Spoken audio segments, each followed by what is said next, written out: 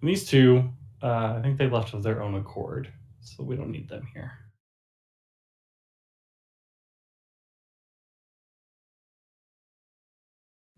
But you do have all the other things to deal with, and Gramps is here. Gramps, what are you doing here?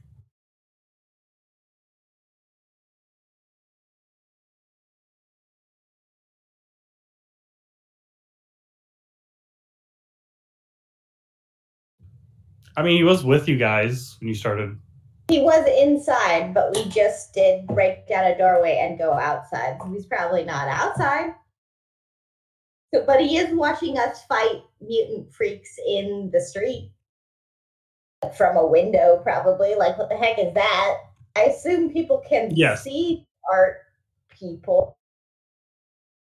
Yeah, they do seem very real to everyone. This is not. They maybe have been created by a stand, but you can still very much see them. Like, well, they've been like living in this house with people and interacting with them. So yeah. So yeah, I would say you guys are still in the building, and again, these weird bug alien men are kind of crawling on the walls, ceiling. You know, they're marching and crawling at you. It's you guys and Gramps. Because we kind of cut off right as like the beginning was starting to happen. And pop off.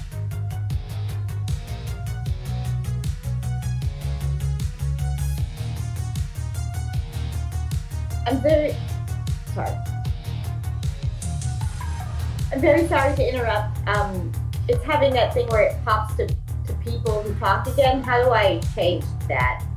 Oh, it is under the settings. I think it's under configure settings. Yeah, it's under configure settings, and then it's the core thing. You'll see there's a Panda token speaker. Thank you very much. Yeah, it might have done that because the reset. Yeah, I went. Yeah, I always forget how to fix it. Yeah, I went forwards, and then I needed to go back. So.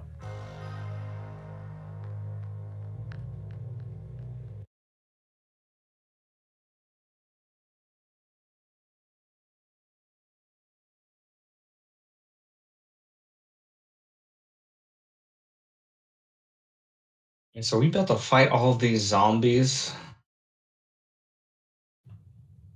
Yeah, there's zombies. There's the aliens, and there's our and any other art that she can bring to life. Yeah, probably at least one string of people holding hands, like a paper cutout. Yes, sure. Why not?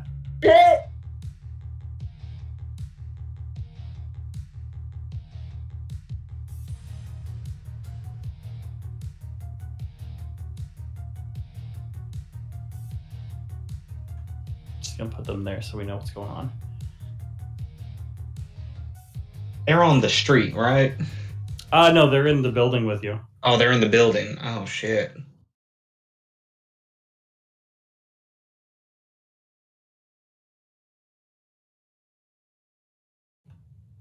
So yeah. Oh, why didn't it repeat the music? That's weird. So yeah, that's kind of where you guys are. Do you all want to go first, or do we want to see what they're gonna do?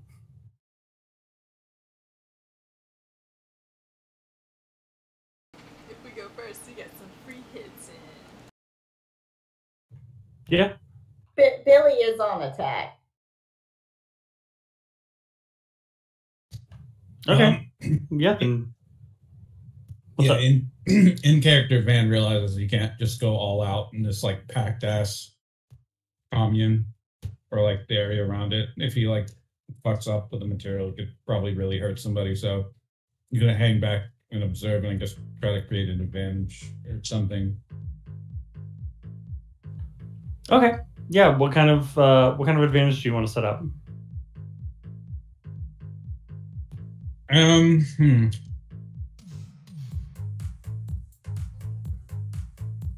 He's gonna try to assess the exact type of paint, like material-wise, that these things are made out of.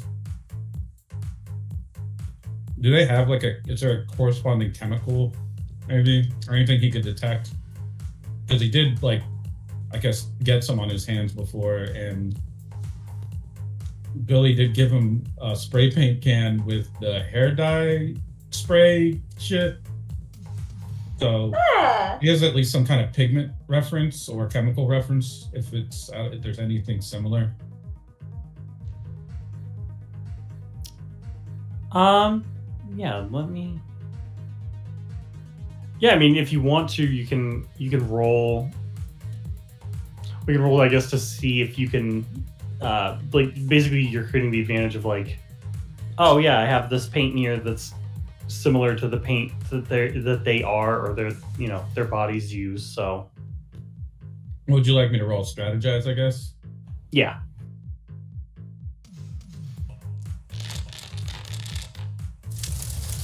Four.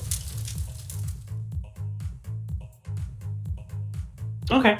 Yeah, I'll say with a 4 that's a pass. You've done enough, because you Van is a self-described artist, or at least at one point was.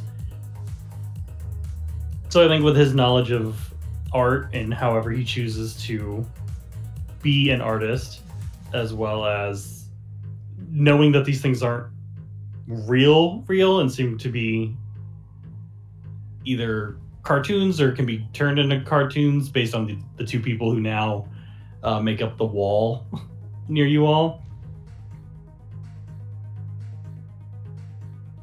I mean, you gotta do something.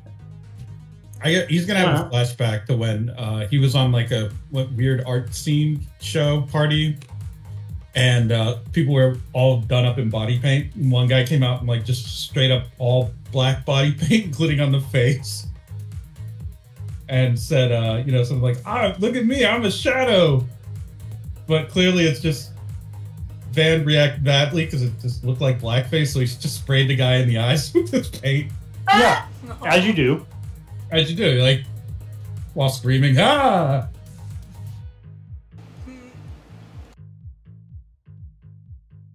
Now that I have that assessment of the type of paint, harkening back to a fond memory of a man in full blackface. Oh. Black body at that point, really. Jesus. He's just gonna pass that information on to Billy, I guess, as he's like walking around trying to size up these things. So that means, Billy, if you can think of a way to use that advantage of knowledge of the paint material in some way, you can also just, I think, use that boost I created. If I pull out like a paint base on that, I start like connecting them by paint. Could you like blow them all up at once? Like if I put a line between them all, like a detonation line. I was also thinking I could use a can of spray paint as a flamethrower. Technically, if the spray particles all detonated into each other, it'd probably be. Oh man, that would be so badass. Or it'd blow up and just like fucking send shards into my face. I don't know. Not sure how that would work at all. Yeah, shit happens. I would only be able to dismantle them one at a time, wouldn't I? Yeah, currently with how your stand works and everything, that it would be a one. You'd be able to do it one at a time. Yeah.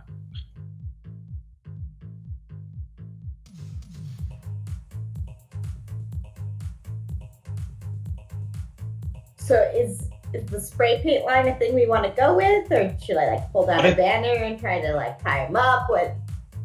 Could we try to do that, and I like make the concrete form around them to like enclose it, make it a self-contained explosion?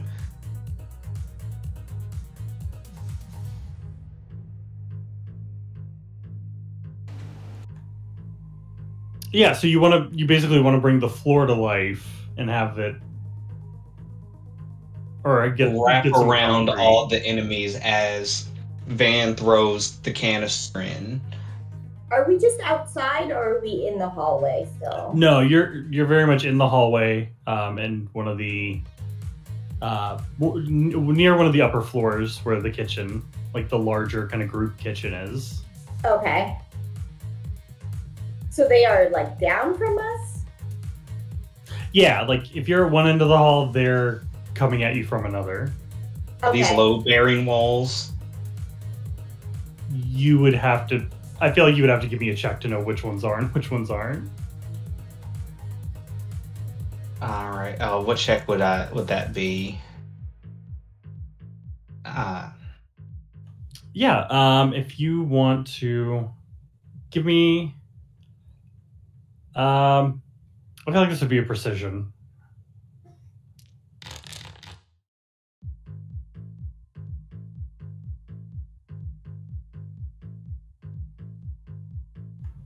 Oh Jesus! Yeah, with a 6.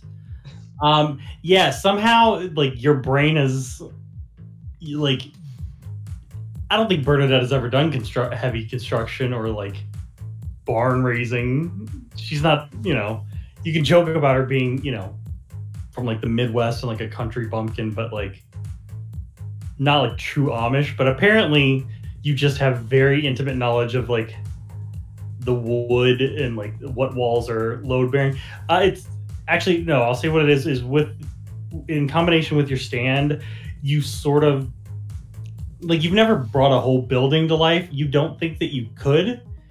You've brought big things to life before, but like the whole building seems like it might be out of your pool right now, like out of your depth. But like the saying that like these walls could, if these walls could talk, like they're actually kind of doing that with you. The walls don't, like, this is a home. This is a building, a place of shelter and security for the individuals that live there, and it's now being attacked, and they don't want it to be attacked, so they will do everything they can to stop it. And the building itself is aligned with that purpose, and so I would say you definitely know which of the walls are and aren't load bearing. And I could make the walls come to life as we get ready for La Bomba. Yeah, you could effectively, the drywall sheets would just come, I guess, sliding out of place. To help kind of contain this blast. Yeah.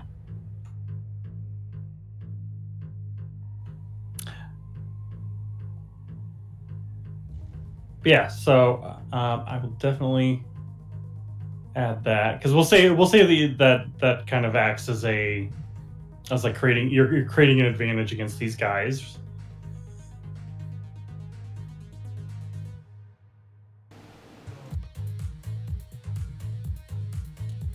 What's the enemy actually doing? Are they just charging out of sword style, or I could clearly have intelligence, some of them.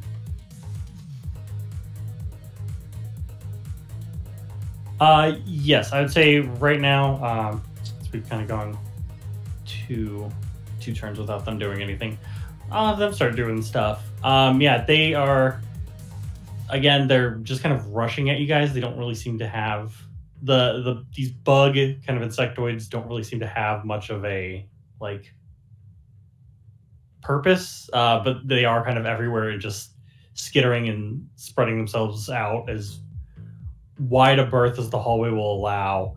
So I guess in terms of the hallway, who's first? Who's closest? Probably me. Because I just did like the spray of spikes. Ice spikes. Yeah. Okay. Yeah. Then I would say that these kind of buggy aliens are going to get to go, and when they kind of reach you first, obviously, they're going to start making swings on you. Just kind of raking you, like they big like praying mantis, like sickle scythe kind of arm blades that they are swinging at you. That.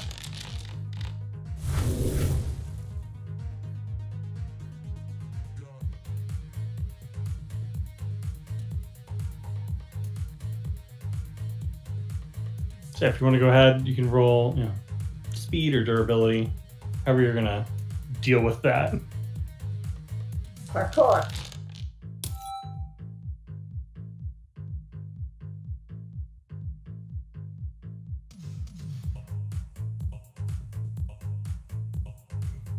Okay. Yeah, so it's just a single shift of stress, or you can fate point and not take anything. Is the wind tunnel still there? I guess it's not technically. Never mind. It's not technically a projectile. It wouldn't affect it anyway. But they. Okay. Unless, because it's a power roll. So you're.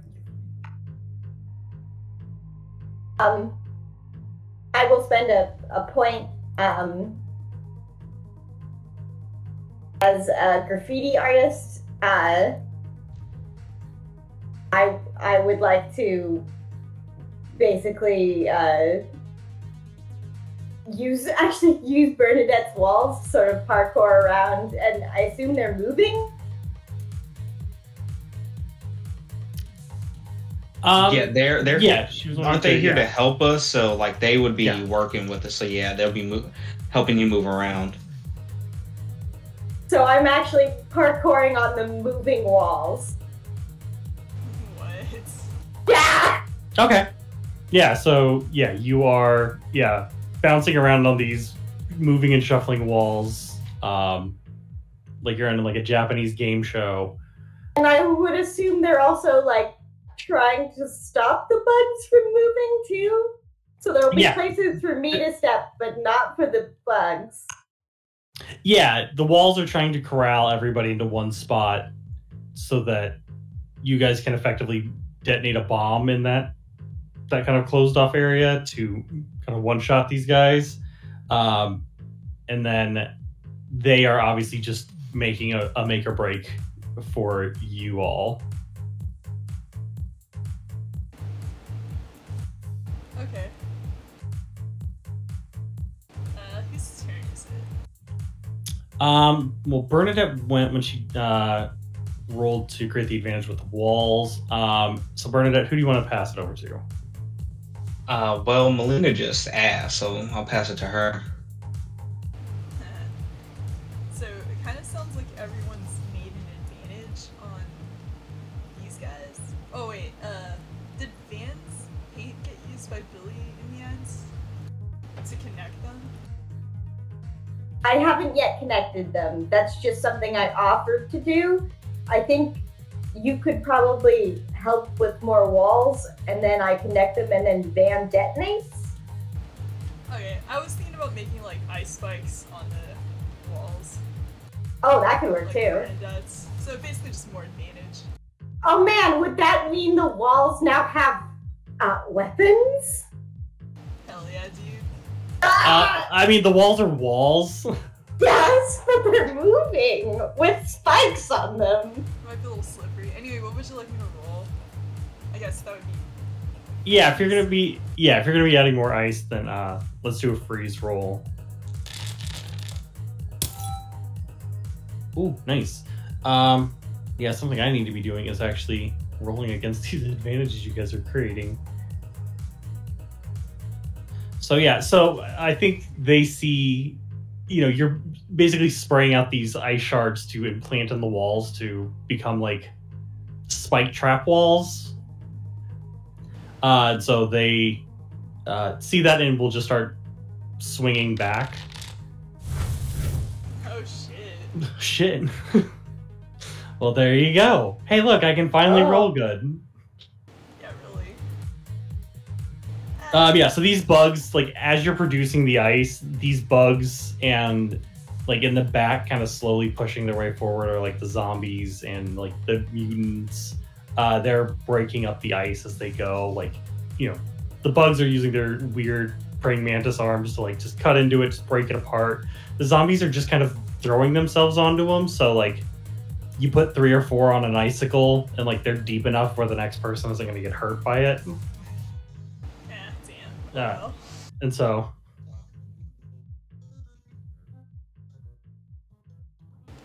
guess I'll popcorn see. Really? Yeah, I haven't gone yet, so. Okay. Well, yeah, they've broken up the ice. They are, upset about what's going on. So some of the mutants will take up the broken ice sickles, like ice shards and stuff. Oh no! And will start hurling them at you all. Back at you, Melina, since they have seen that you're the one creating the ice, and it hurts when it's spiky. That's okay. Okay, so that's a 3.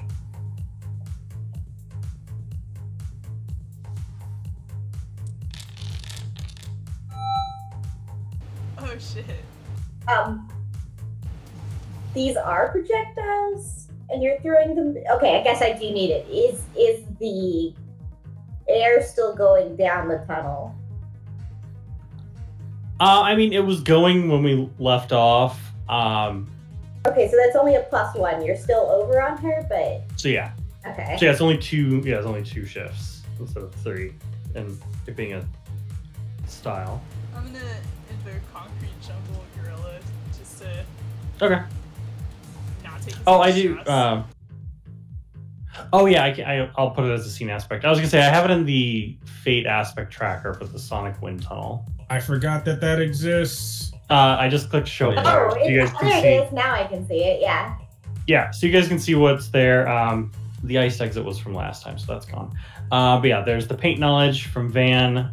Bernadette's the walls can talk, since it was done as a 6. It got the +2. And then there's the sonic wind tunnel. But so yeah, if you're gonna, and yeah. So that's all there. I'm gonna try to remember to keep it updated, and then also try and color code it so we all know who's doing what.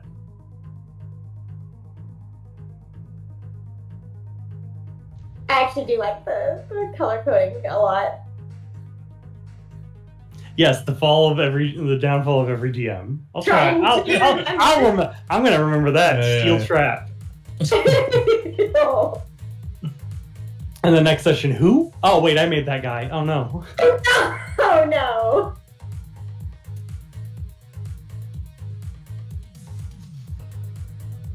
All right, when's it Yes. going to be Van's turn? Okay, I think it's my turn currently, and I'm going Yes, it's your turn. No. well, you're next. I'm gonna pop to you. No, let me go first. Wait, let you go. Why? I'm gonna connect them all so you can detonate them. It'll be so stupid, though. What's gonna? Why? What did you want to do? Run away. Why? What? Yeah. Why, man? Explain. right. Just leave. Let me Fine. let me explain it to you. Whenever one of these things is damaged, the others don't flinch.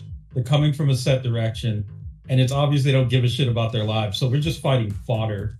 And the longer we stay here and fight them, the more damage is going to pile up, and we're going to drain resources, and people are going to get hurt. But if you can figure out what direction they're actually coming from, Gotta find the actual stand user. you need to find the actual stand user for some shit like this. Just fighting the fodder is you're just gonna die eventually. Are you gonna tell us this, or are you just No, gonna he's leave? gonna run. Well, so I should not connect them all. You know what? No, you know what? Take your turn. I got it figured out.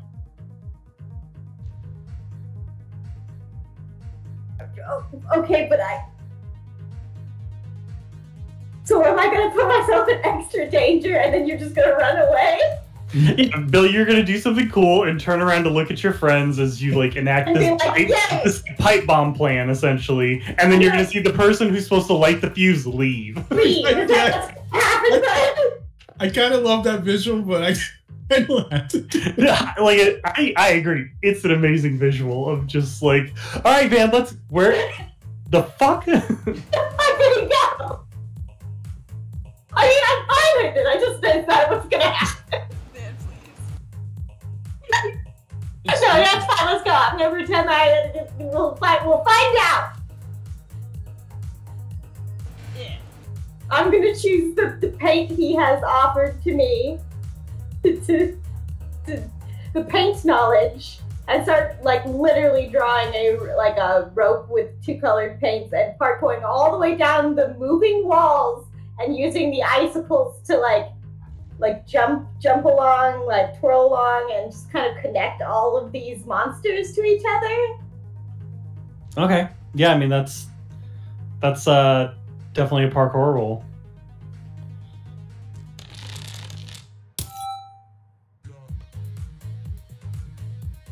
Okay. Yeah, again, they see you kind of parkouring around, so they are going to try and swing at you and stop you.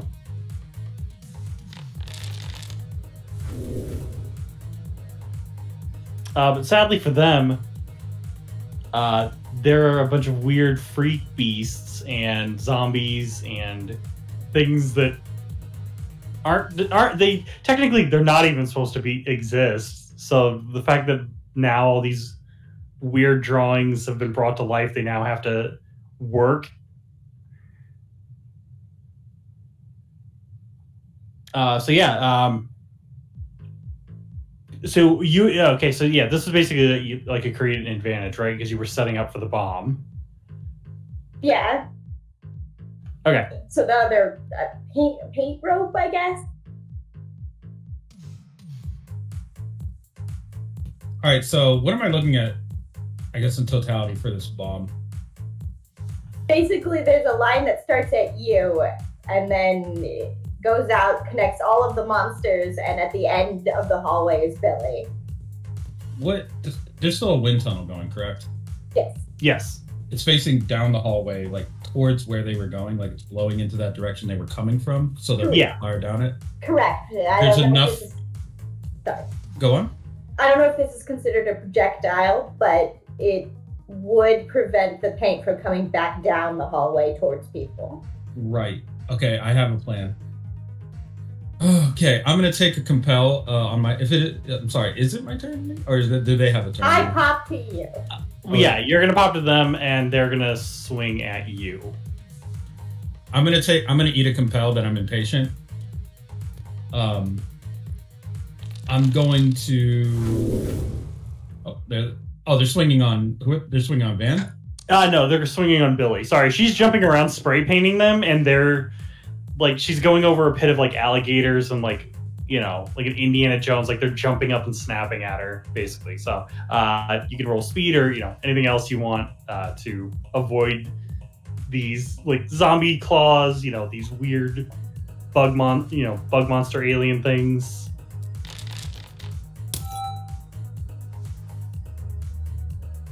Okay, yeah, you're good. I really like this bouncing in this living hallway. That's a really cool visual for me. And you're also like doing graffiti while you do it. So, you're just spray painting like all these weird like monsters just because that they're gonna blow up at some point. Yeah, Billy's in her element, literally, like the most her element can be because they're attacking her house. Yes. Yeah, so you've got that. Oh wait, I need to make that a 2. Okay. So they went. So yeah, now Van, you can go. All right. I'd like to take a compel for being impatient. Are there any materials around in the environment like flat metal sheets or garbage can lids or anything? Or do you want me to pay a fame point for one that's usable for the purposes of what I'm about to do? I can see you're close enough to the kitchen that you can probably spot like a pan or like pot lid if you need something like that. How does the size of it matter? Like, does it need to be a trash can, or would that work? Like basically, I'm looking for a shield, sort of. Though I plan to, I guess with, we'll haggle on what the cost of this maneuver is. I'm willing to eat a mild consequence for it. But any kind of like lid or something would be useful for this. So here's what I want to do. Okay. Van's gonna say, We need to take out the user. Fighting this trash ain't gonna cut it. I got a plan. And then he's going to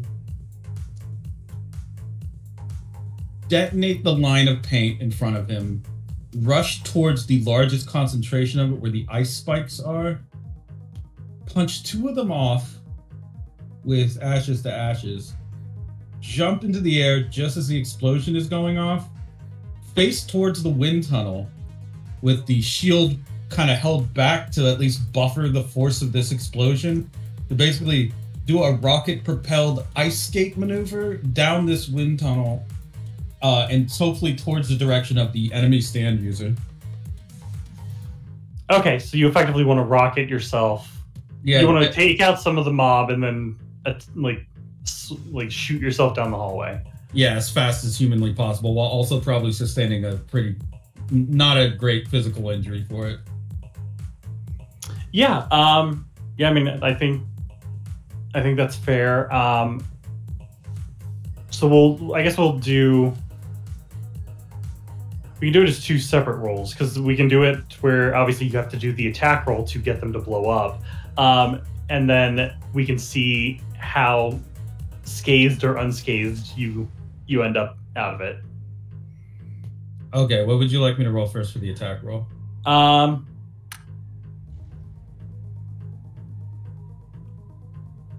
Yeah, for this, I mean, I feel like it's got to be a strategized roll. This is your big plan.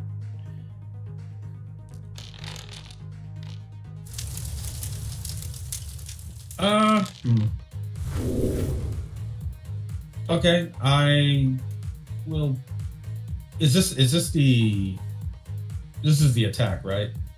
Yeah, this is the attack. This is you going to basically set them off so that you can then throw yourself down the hallway. Okay, I'm going to invoke to reroll that I am a material specialist, so I need to course correct my stand's abilities to really have the most explosive accuracy possible in a very shaped detonation. So I'm just going to give it a reroll and see how it does. Okay. Oh, I like the little animation for the reroll. Exactly the same. That's okay. I'm going to... I'm going to use at least 2 of those boosts that we got. So I guess I'll go with Thin Pink Line and the Walls Can Talk. Or I could use Paint Knowledge. Right? I can use Paint Knowledge and Thin Pink Line. That makes the most sense. Yeah. Boost that to a 7. And then I will invoke my own... one of my own aspects to... That I want to be king. I need to pull this off and make it look good. A king has to be able to make a royal entrance towards his enemies, so he's gonna blow that fate point to turn that into a 9. Really just hammer them with this explosion that everybody's gone to the trouble of setting up. Oh yeah, definitely. Yes, let me go ahead and start marking stuff off. Yeah. So what? I mean, yeah, that'd be a severe consequence. So what do you want to do to these guys? Obviously, you're just blowing them up. Oh, I mean, I want to shred them with obviously the ISIS shrapnel. The explosion is maybe even because of the amount of extra coordination that goes into it when they explode and the paint goes up, they are exploding in almost gradient or spectrum arrays, actual art would look that art festival thing that they do in India where they just throw those powdered dyes. Yeah. I wrote down for the consequence for the name of it. They were paper mached,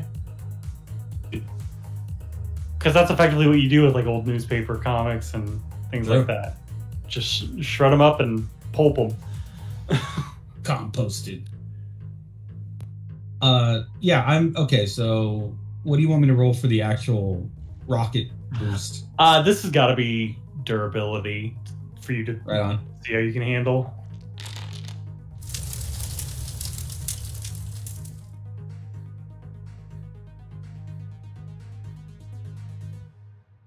Okay, let me roll.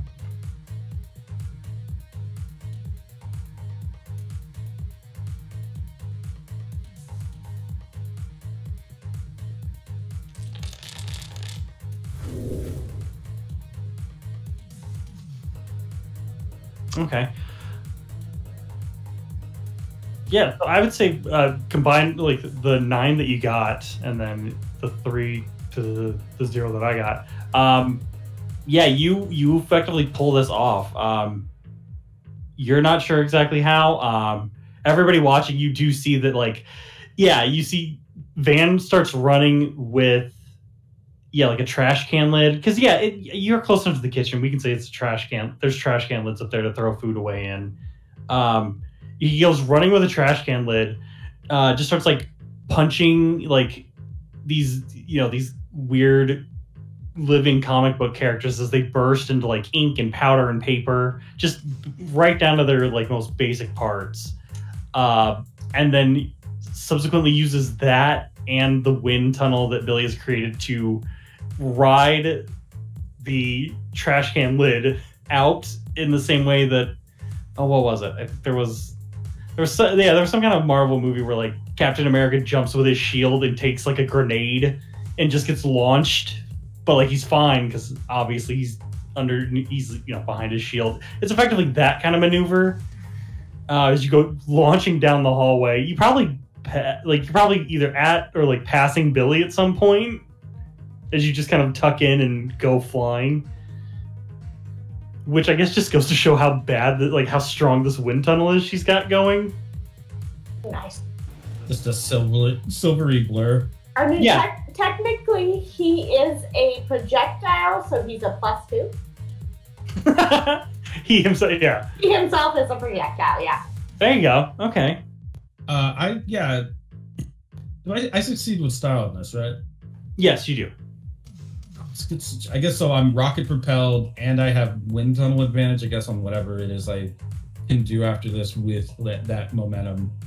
It is a trick to find the actual stand user, but we'll see if I can. Yeah.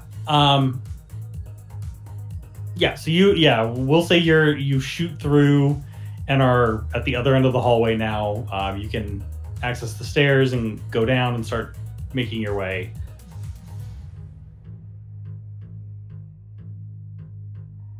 Oh, what is the cost for taking that, like, compel? Is it just a mild consequence, or in some way it gives them a boost, or maybe it... Yeah, I'm fine with it gives them a boost.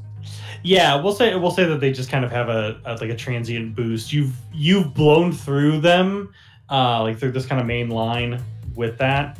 But in doing that, like now they can just refill that space and kind of double up. So they will attempt to just kind of keep at it effectively.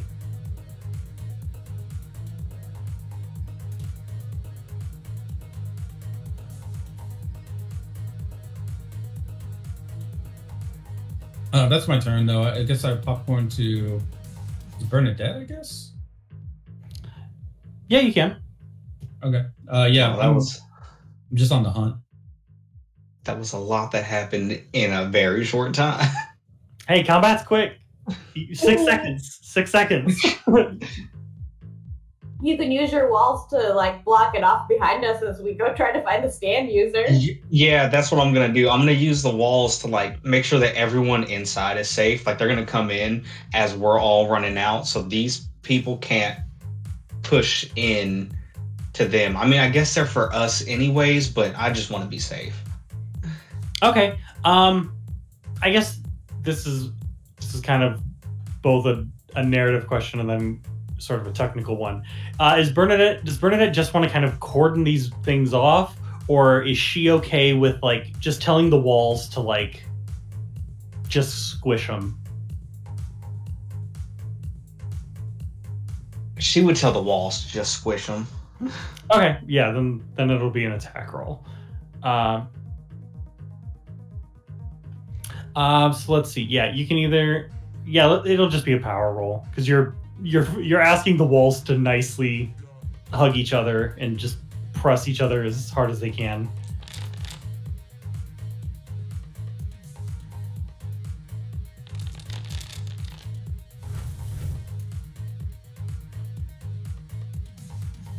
Okay, if you'd like, you can invoke. You do have the various aspects here. The only one that is theirs is the last one. If you guys can see it, hang on to me. I'm just gonna click show players again because I assume it pops it up when I do that. So you guys can see that the unending waves is the one that was created for them, which I guess I'll parentheses. There you go. So yeah, that's theirs. But yeah, you have the walls can talk still. You have the wind tunnel, and then the thin pink line of them having been effectively tagged. So I'll invoke Or anything on your sheet. line. Yeah. Oh, I'll use a thin pink line because that way I'm like, I know the walls don't have eyes, but somehow they know what is and isn't happening around them. Just like Yeah, your stand does the ones that are tagged. Yeah, your stand does grant some level of sentient and also knowledge of the surroundings, despite the lack of any official, organs that are supposed to receive information. It's like a blind sight situation. They know stuff's there, and you're telling them what to do with it. So they are able to work with that. So that's that would make it a 5. Yeah, you know what? Because you guys are trying to leave, so I'll have them use their unending waves to push theirs up to a 6. So you can either pay another fate point, or we can just leave it. That the walls are not working as well on this press.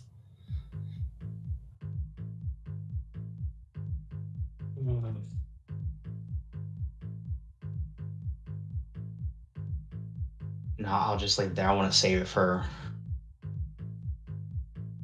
whoever the main person is.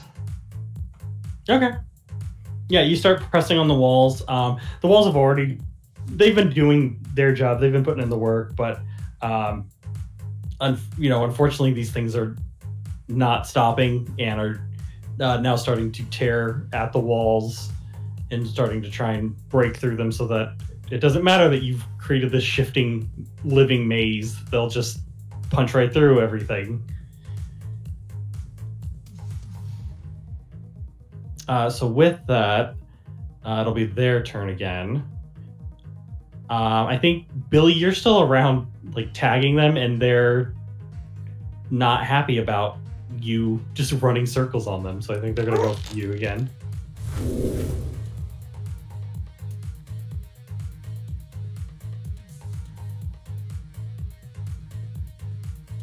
I think at this point I'm trying to catch up to Van. Okay. Okay, so that's what is it, 8? Because your wind tunnel? It's not a flight roll, so no, it's just 6. Oh, okay, so just a 6. Okay. Yeah, no, they don't hurt you. You continue to almost dance around them as you run around. I imagine I'm Billy's running along people's on top of people trying to catch up to. Yeah, you're jumping on you're jumping on the backs of these weird bug carapaces, you're kind of squanching through zombie bodies. Yeah, you're kicking these mutant freaks and their weird double heads.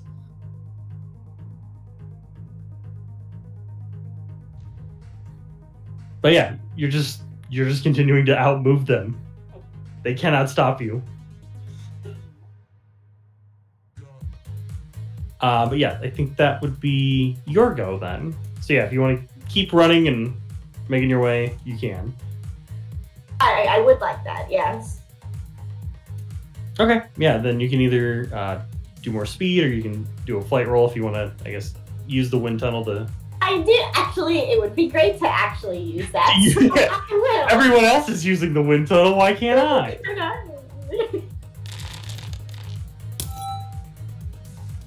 So I'll add a +2. There we go. It is 5. I use the tool. Okay. Hey, cool. Yeah, so they're going to try and continue to grab at you and bring you back down.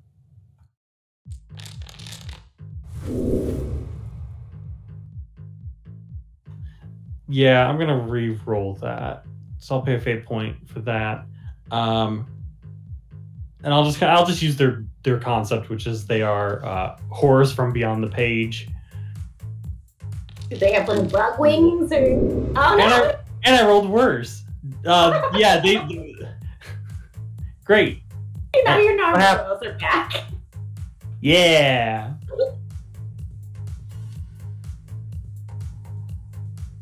Yeah, you're so in your element that like these things think they can catch you, they cannot.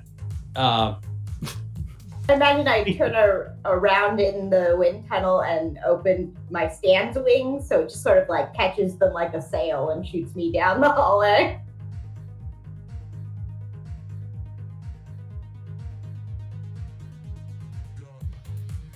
Yeah, you are effectively gone. You guys watch, I guess, just Melina and Bernadette. You guys have now watched Van and Billy just disappear. Sorry, guys. I keep pretending her people off my hook. Yeah, it's all right. They'll be fine, probably.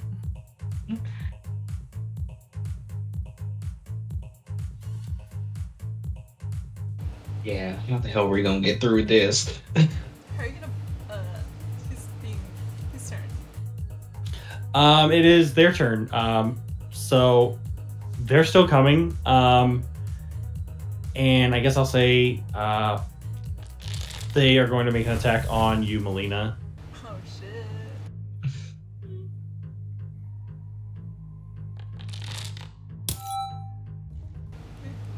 Oh, nice. Yeah, she's just gonna cheek that. Yeah, they're swinging at you like the zombies are trying to grab you. And you can start moving around them, ducking and diving as you see fit. So that means it is, your turn. Can I try to make an obstacle for them? Like, just have white lines come out and just start blizzarding the room, making it slippery? Yeah. Alright, which, I guess that would be freeze, actually. Yeah.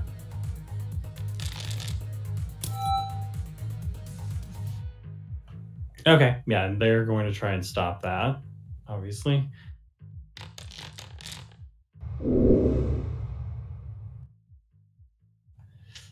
I'm gonna pay a fate point to reroll that. There's literally, I can only reroll the worst thing again. Like, all right, there you go. Alright, no barrier apparently. Good reroll there. Yeah. They initially they do seem like they are starting to falter as you start to recreate the ice, but like again, they kind of fall back onto the same routine. Like there's nothing new about what they're doing. They're just breaking the ice as it's being made, or just zombies are piling up on it to make it not an obstacle. They're just walking on corpses essentially. Alright. I'm gonna popcorn to Van, I guess. Oh, okay. I'm still on the hunt for the stand user.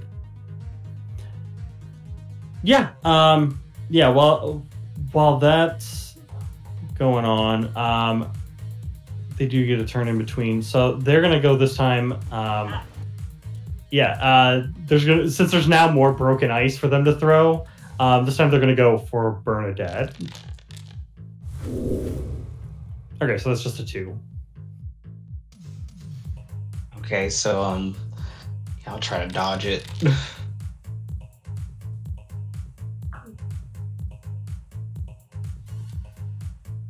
These are also projectiles. Okay, so they're at a negative. They're at 0. Okay, so they're at a 0. So okay. My dodge is really just me, like, shrieking, covering my head, and ducking down real quick. Yeah, and Yeah, and whether or not you notice as well, when they're like throwing these like, the debris, the ice, and like, whatever else they can find, you can see the wind tunnel is doing the work of like slowing them down, stopping them well before they reach you. But you're also doing everything you can to not get hit on top of it.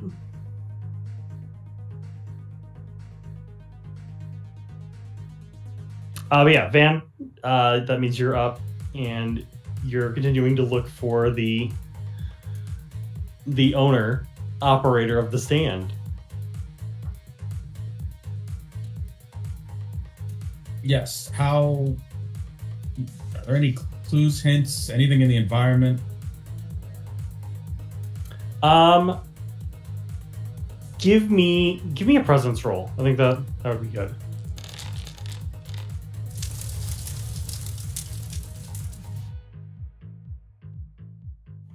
Okay, so with a 3.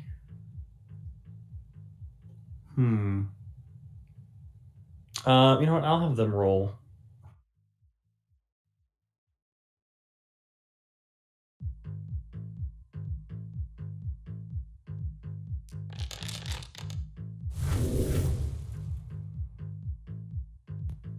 Okay, they also got a 3.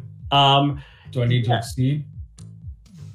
Yeah, I would say since they clearly don't want to be found, that they're actively trying to hide themselves and their own activity separate from the horrors that they've unleashed. So if you want to find more information, because you can see like where all this kind of these waves have come up and through like the stairwells and things like that, and you can see where they've come. They've obviously come from the bottom floor, but other than that, there isn't anything that specifically, like, oh, they're hiding in this room or anything like that. You would have to beat it.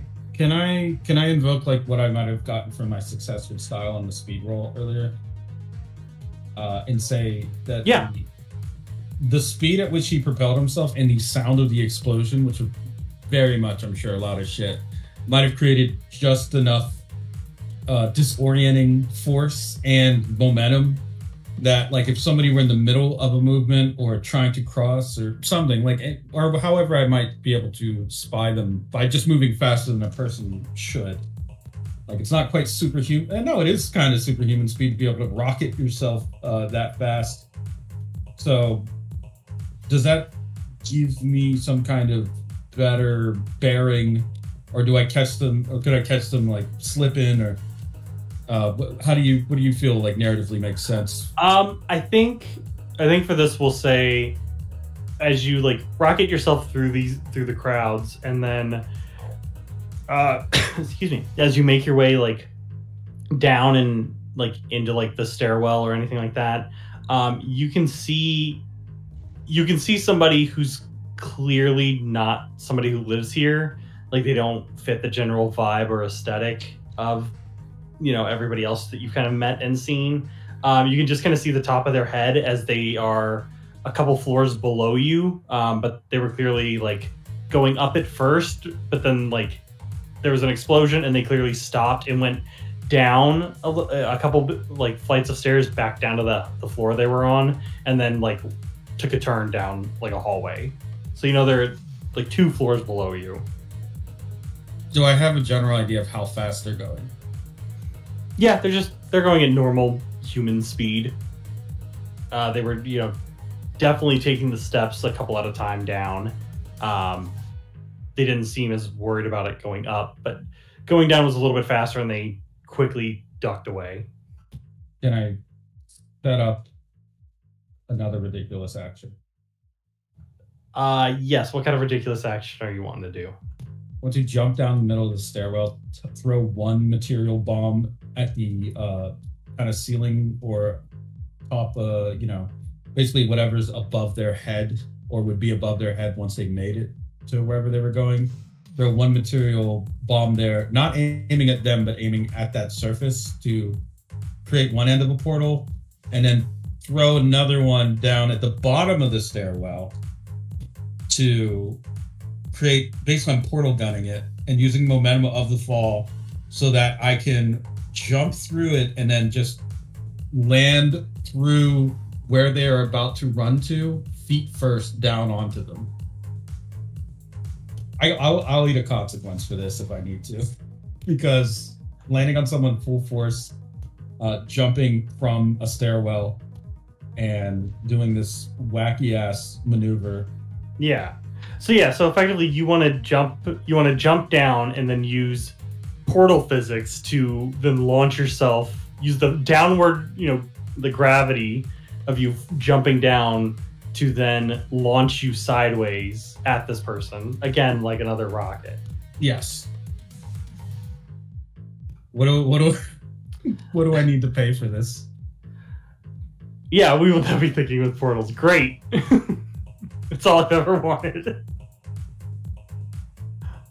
I think for this, it's got to be a precision roll. Like, you're doing a very specific thing, and you have to get it right. Otherwise, you're going to just be launching yourself into a wall like a Wile E. Coyote, and sustaining the damage of doing that.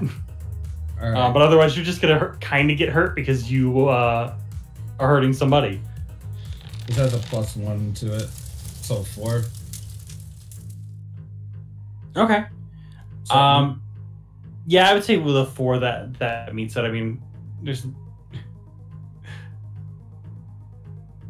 we may have to do a tunnel. But yeah, I would say with a 4 that you can pass on that. So you're able to. I guess, do you want to do it just directly down, like the stairwell, like so that you can just fall and then like just shoot your shot on the floor? Okay, yeah, you do that. You just look straight down. You use ashes to ashes, to create there's now a pile of grass growing out of the old tile floor of this building. And as you go up and over the railing, you are very quick to have Ash to Ashes basically creating another spot down the floor that you saw this individual running. And are now launching yourself sideways directly at them. Yeah, what do I need for the... What do you want me to roll for the actual attack? Like a portion that is going to... Or does the precision roll count as the attack roll? We can carry it through because I think you have to be precise in how you're doing it, and then you're just kind of you're a rocket. Okay, in that case, I am going to invoke on top of that. What do I do here?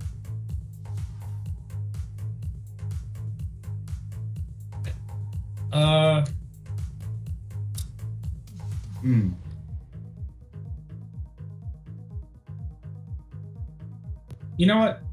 Instead of an attack directly on them, I'd like to make that roll a create advantage. And I guess this is the first time I'm gonna try this stunt out.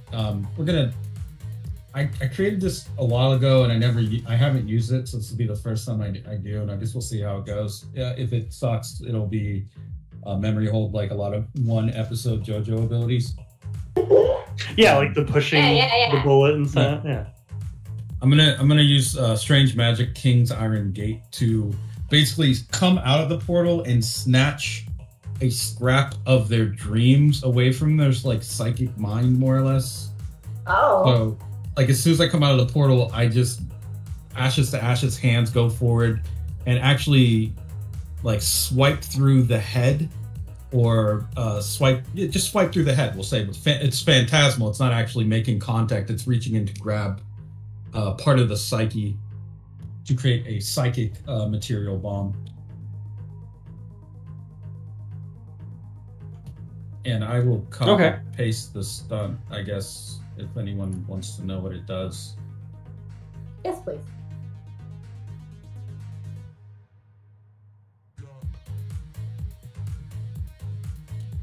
I added this fate point cost because when I wrote it, I was like, this is probably costs something. I also considered that it would cost him a consequence, self-inflicted, but...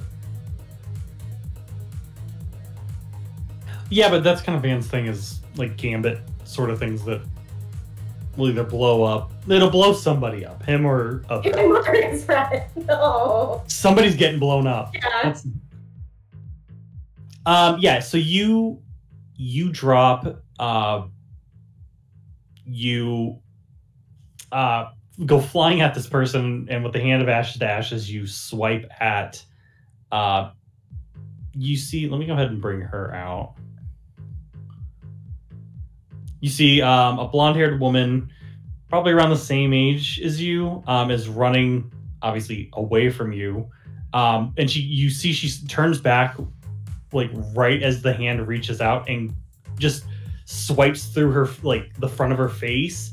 And she kind of takes, like, a defensive, measure of she puts her arms up so that you don't, who knows, steal her face or do some weird, goofy shit because it stands. But yeah, you're able to snatch that dream.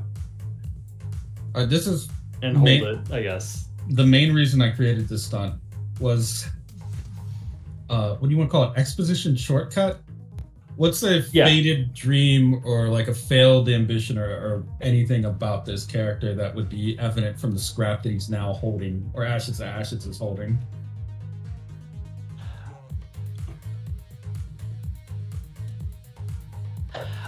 Yeah, you see, you get sort of a glimpse of a girl, obviously a younger version of her, sort of going through some notebooks that she has.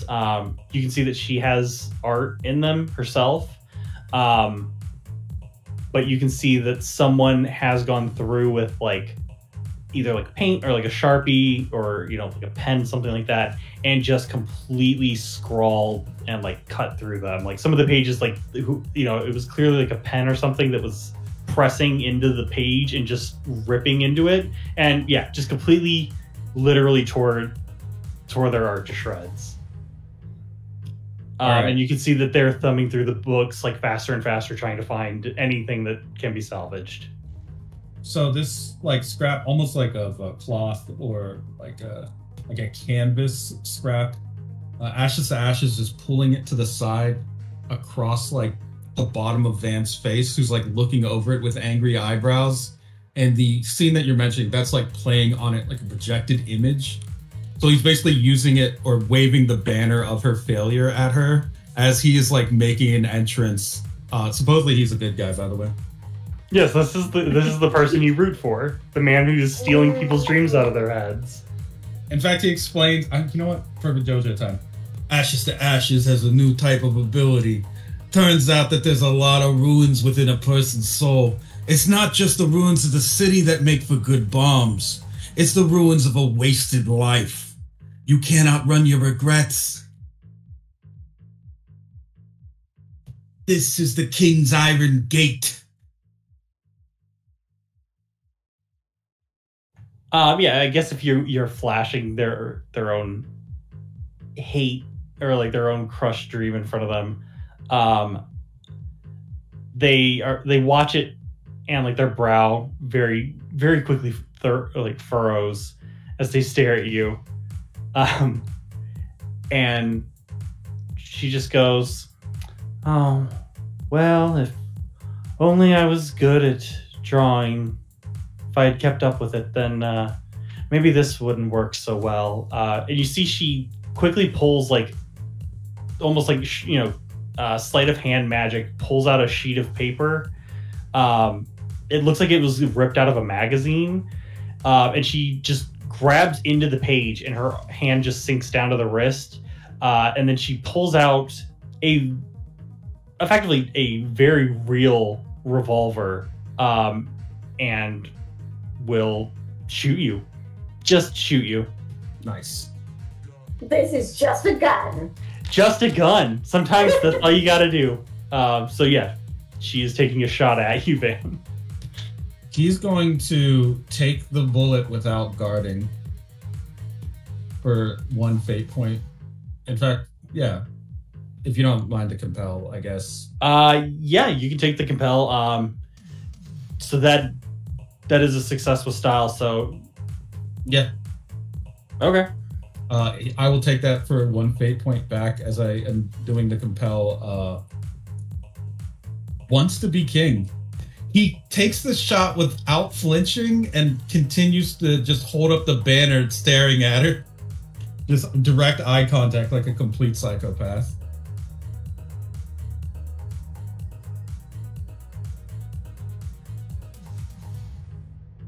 But the blood loss could be a problem, obviously, because she's going to get a boost.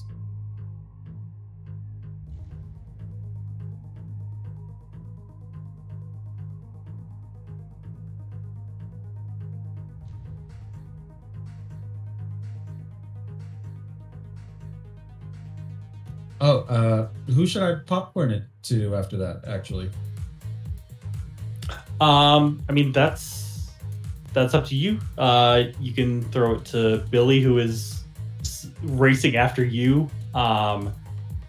There's Bernadette and Melina, who are also trying to fight their way through the hordes. You could give it to Gramps, see what he's doing. Okay, I'm popcorn to Gramps. Foxy Grandpa. I'll popcorn to, I guess, Bernadette. And then so that there's, I guess, more back and forth between what these pairs between the two parties, the two pairs. Okay, Bernadette, you and Melina are left with the remnants of the horde. They're still making their way towards you. They don't seem to have turned around at all to go after Van and Billy. It seems like they are just set to go one direction and continue to do that until there's nothing left in front of them. So are they just seem like they are going to keep going after whatever they're going to go after. Yep. Are we the ones that they're going after? You're currently in their way, so yes.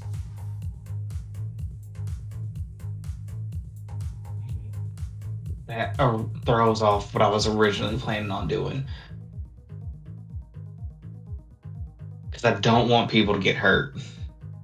Yeah, I will say if you and Mel leave, they're just gonna keep going, and you don't know if they were sent out on every floor or if it's just been this one roaming horde that's just been systematically clearing the floors. Because you're near the top, you don't know what's been going on below you. But you didn't obviously you guys weren't eating and then hearing a bunch of screaming or anything like that. So if they've been coming, then it was either very fast or they were very efficient with what they were doing.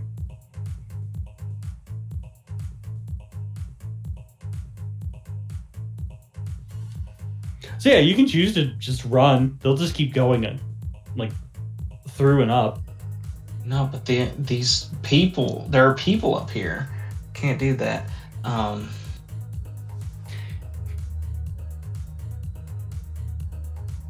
Let's see.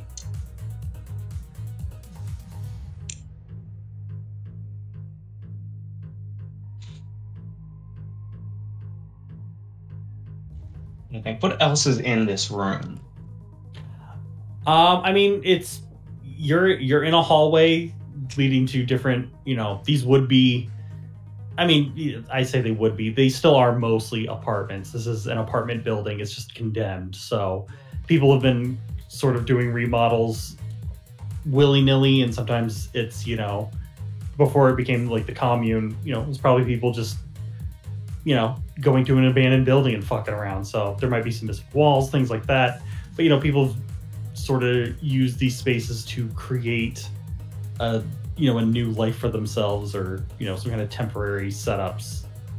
So I mean, if there's anything you want to be there, depending on what it is and what we're going to be doing with it, it can either just be something that's there, like a trash can lid. That's something that's going to be there. You got to have trash cans to put the trash in. You're you're not animals. You're not leaving trash everywhere you go. So that All right. made sense. But like, if you're like, I need this specific thing that, you know, wouldn't make sense for a bunch of semi-homeless people to have, then maybe we can, you know, finagle a fate point, because that's something you can do too. I It's just do pay a fate have. point. I do. All right. So I have several questions. One, do I know these things are like pretty much made out of paper? They're paper mache, right? Yeah, I think because you used your stand ability on the human versions of, you know, these kind of creations. It's not just that they're purely paper mache. It's that like they're lifted from the page and, you know, given 2D, like they're a 2D thing now made 3D. So like, you know, they look real, but like they are just made up of paper and ink. Like if you were to cut one open, it wouldn't have guts or like organs. Like maybe the zombies do, but that's because you can see them, because that's how they were drawn. But like if you take one of those bugs and crack it open, there's just nothing inside. It's probably just actual like paper, like pulp. Right. Like Right. And the wind tunnel is still in effect. Yes. Now I go to a room and find a ceiling fan. Yeah, you could probably find one. Also, do you need it to be attached to the ceiling or not? No, Because I can say no, you I could don't. probably find one on the floor, because the commune may or may not have regular power. So like, That is there's no perfect. reason for a fan. But you can definitely grab one. Yeah, I want to grab it. I want to make it come to life, and I want Okay, to tell what's it. its name? Tell me the name so I can update it. Obviously, it's Wendy, Gotcha. and I want to tell it like, Wendy, I want you to go as fast as you can, spin around as fast as you can, and then I'm gonna throw her down the wind tunnel like a shuriken. Okay, Naruto, let's go. Okay. Yeah. So go ahead and actually let me look at your stunts, because you may be able to do some stuff. No.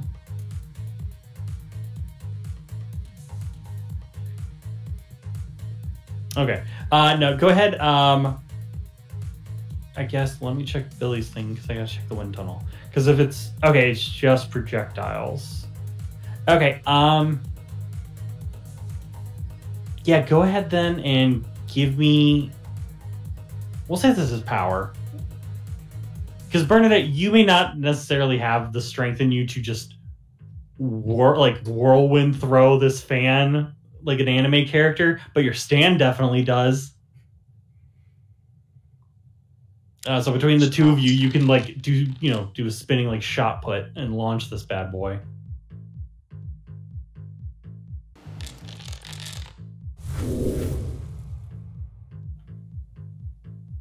Okay.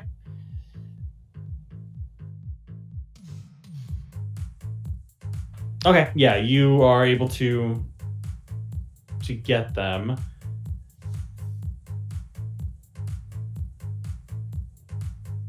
Okay, I'll say this mob is definitely thinned out now.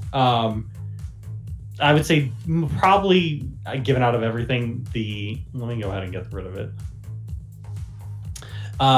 The zombies are just kind of gone. They were the softest, so they were the easiest to kind of cut through for everybody, not just yourself. So it's just these kind of like harder and hardier, like bug people, alien things, and the mutants.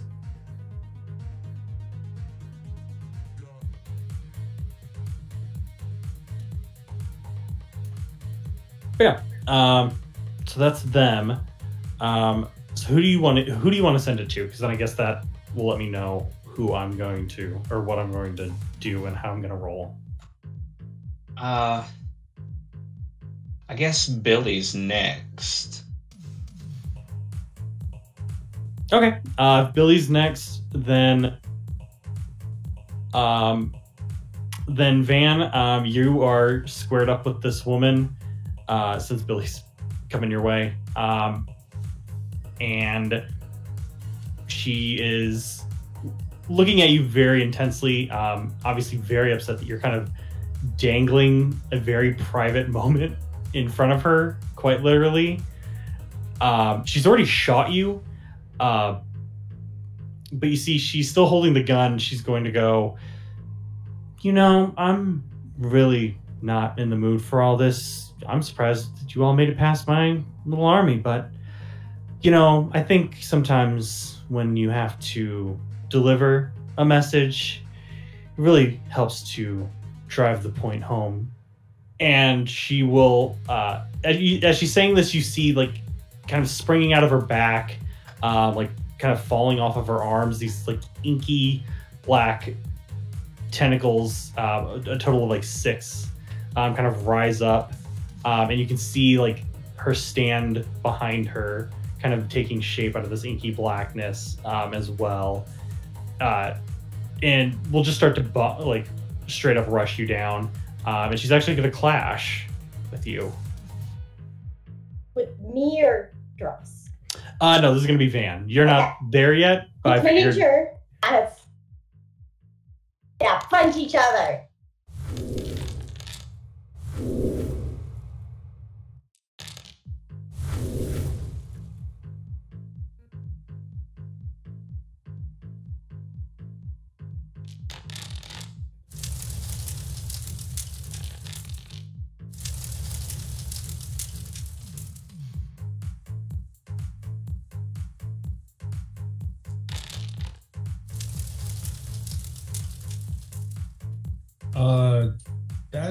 Is that a tie?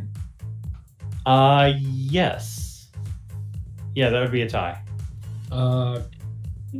Wait, it's 4, 2, 3. Or well, yeah, 5, I guess 2, 3. I win. Yeah, she got 9. You have 10. Yeah. Well, it's not based on the total. It's based on like winning each bout, so to speak. Oh, okay. So yeah, each punch is corresponding to each other. So the first 2, second 2, and the third 2. So, DM, can I ask a quick question as I'm trading blows with this person? Like just with the flurry of punches.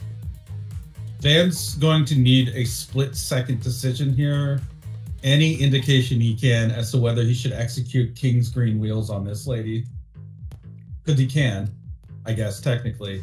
Or I could wait, but does she seem like she is within his idea of evil, or does she just seem like this is a job? I think you would get the vibe that this is more of a job. Like she clearly isn't here to like root the tenants out. It seems like she's gunning for you all, there's a motive that isn't just get rid of these like homeless freaks to tear down the building so I can build a new apartment and charge people more. But yeah, she is very much like a cleaner in the sense that she's here to do something, but it isn't to scare off the homeless people. It seems more to draw out you all. Okay. Because I guess I win the clash. What he's going to do is, as they are exchanging blows, he is going to... It seems like for a moment he would just like lay right into her face with a fist, but instead he splits his fingers in front and Three Stooges pokes her with his stand right in the eyes, blinding her temporarily. Okay, is that the moderate consequence? Yeah, I mean, it doesn't feel good to get blinded by ashes to ashes, so... Yeah, you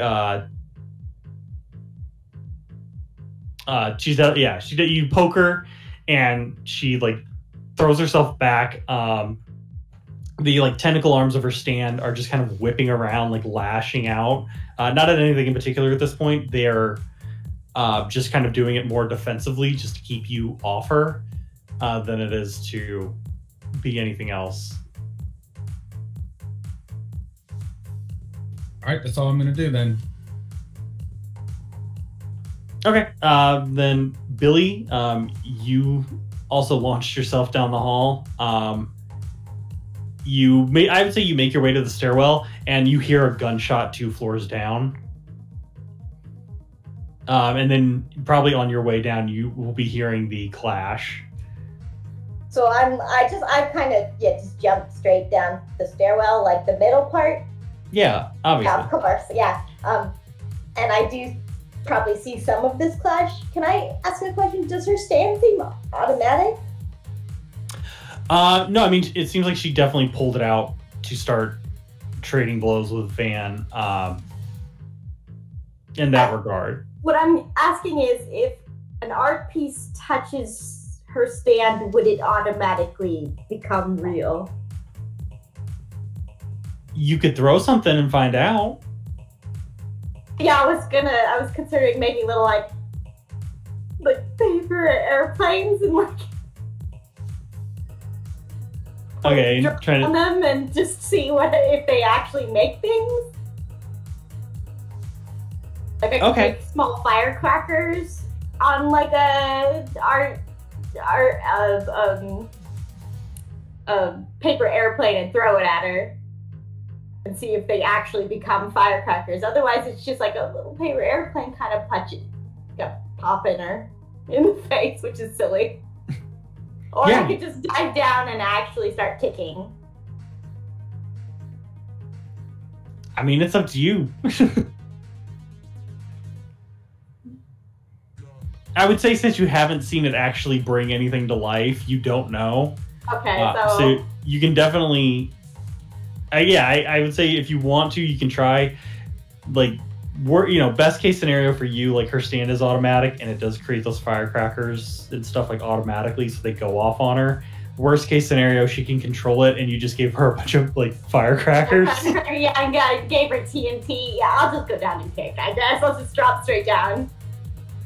Yeah, go ahead. Should I also clash? Return clash? I mean, you can if you have the fate. If you have the fate points. I have the fate points. I might as well return clash. Okay, yeah. You see her clashing with Van. Van gets the upper hand on her, and Three Stooges blinds her, just pokes her right in the eyes, and she stumbles back, and her stand is kind of whipping around defensively. Yes, you can invoke the +2. Okay, yeah. noted. So yeah, we can go ahead and clash. So go ahead and make your rolls, and then we'll see what's going on.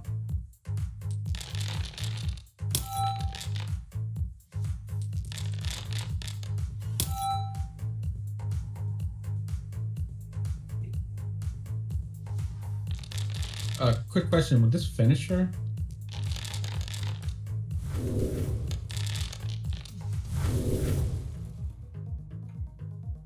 I mean, I guess possibly, because I guess you can't have another moderate consequence, so it would be severe.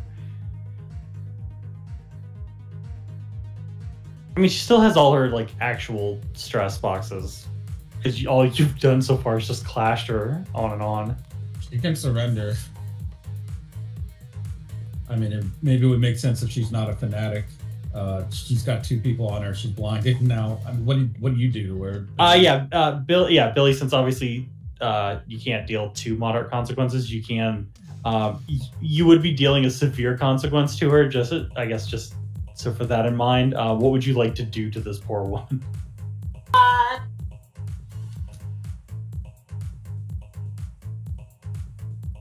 What floor is she on? I would say, because you guys were near the top, I think I said it was like 8 or 9 stories. So I'd say you're probably on like the 4th floor. I think that's a good that's the midpoint. Midpoint. Can I just sort of crater her in the ground? I don't want to kill her, but I do want to. Billy is not. You've attacked her home. She's not going to go nice. She's probably going to land. Just like start kicking and land directly in your chest and sort of crater her on the ground. Sort of land on her. broken ribs, I Okay. guess. I mean, I'll just put cratered. Oof.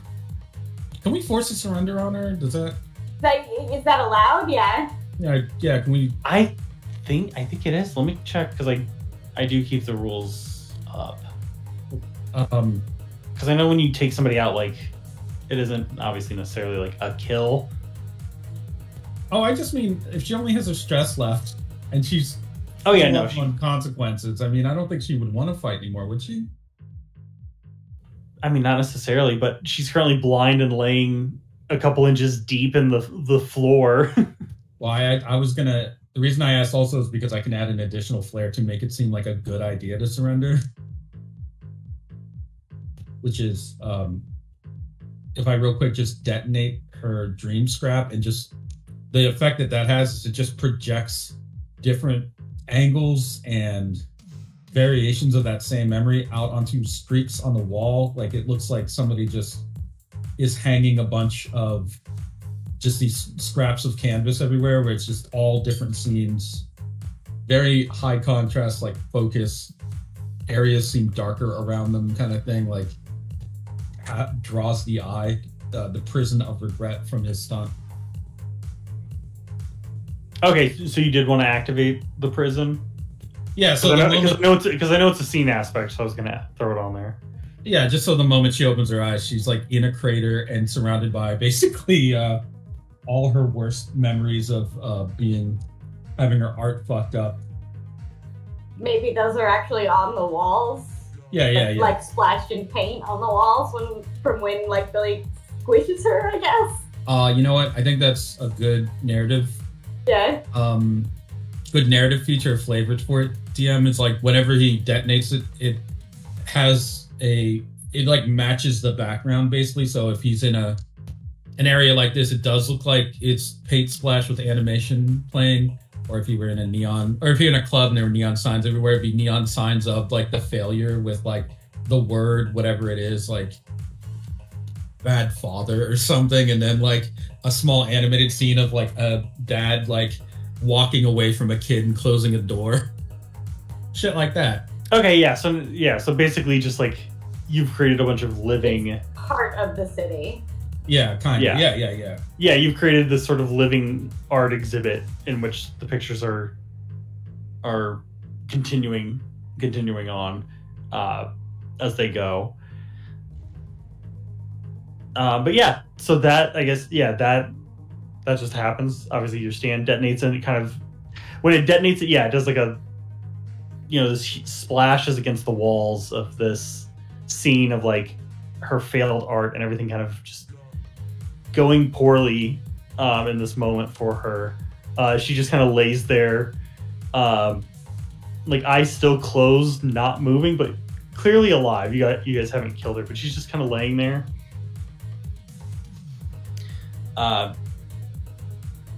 And you just kind of hear this like raspy exhale of breath, and like her hands go up at like the wrist, but she's not raising her arms all the way, and she just kind of like waves them a little bit back and forth.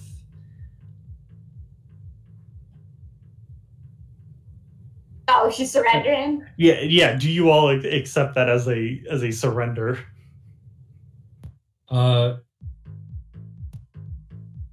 Yeah, but Van's gonna wait for her to open her eyes before he says anything. Yeah. There's a little second or two before her eyes slowly kind of open, and she is now like staring, or not really staring at. Yeah, I'd say staring. She's just kind of looking at you guys from the floor, and she kind of coughs at first before you just hear her go, I'm done. Oh. Dan's gonna squat over her and say, "Hey, welcome to the commune. This is where you stay." And then she's all yours, Billy. You can decide her fate. Yeah, you're just she just kind of continues to lay there.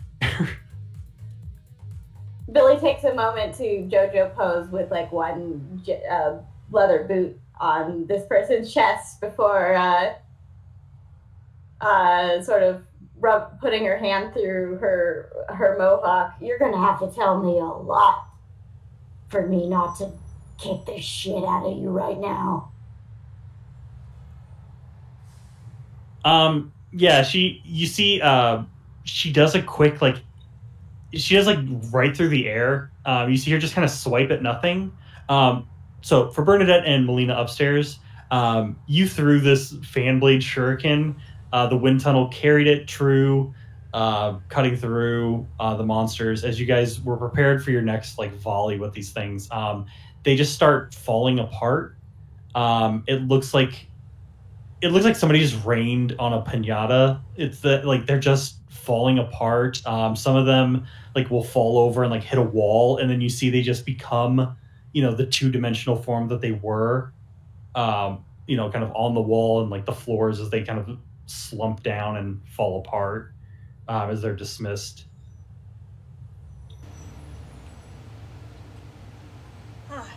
Looks like they got that stand user. Thank God.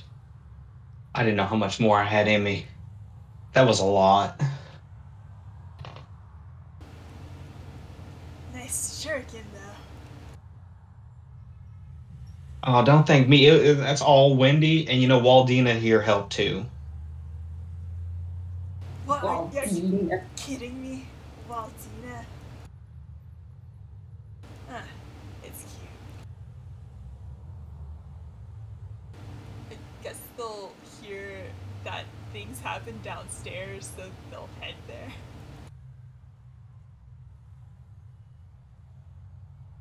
That would make sense. Yeah, you can make your way down. I think the time it would take you to get back down, the stand user that you all just fought is able to kind of pull herself out of the slight hole in the ground. You can see like a little bit of like the floor like under her back and stuff was just punched straight through. So you've effectively made a sky hole in somebody's apartment. But yeah, she slowly kind of draws herself up and out of the hole and is just sitting there.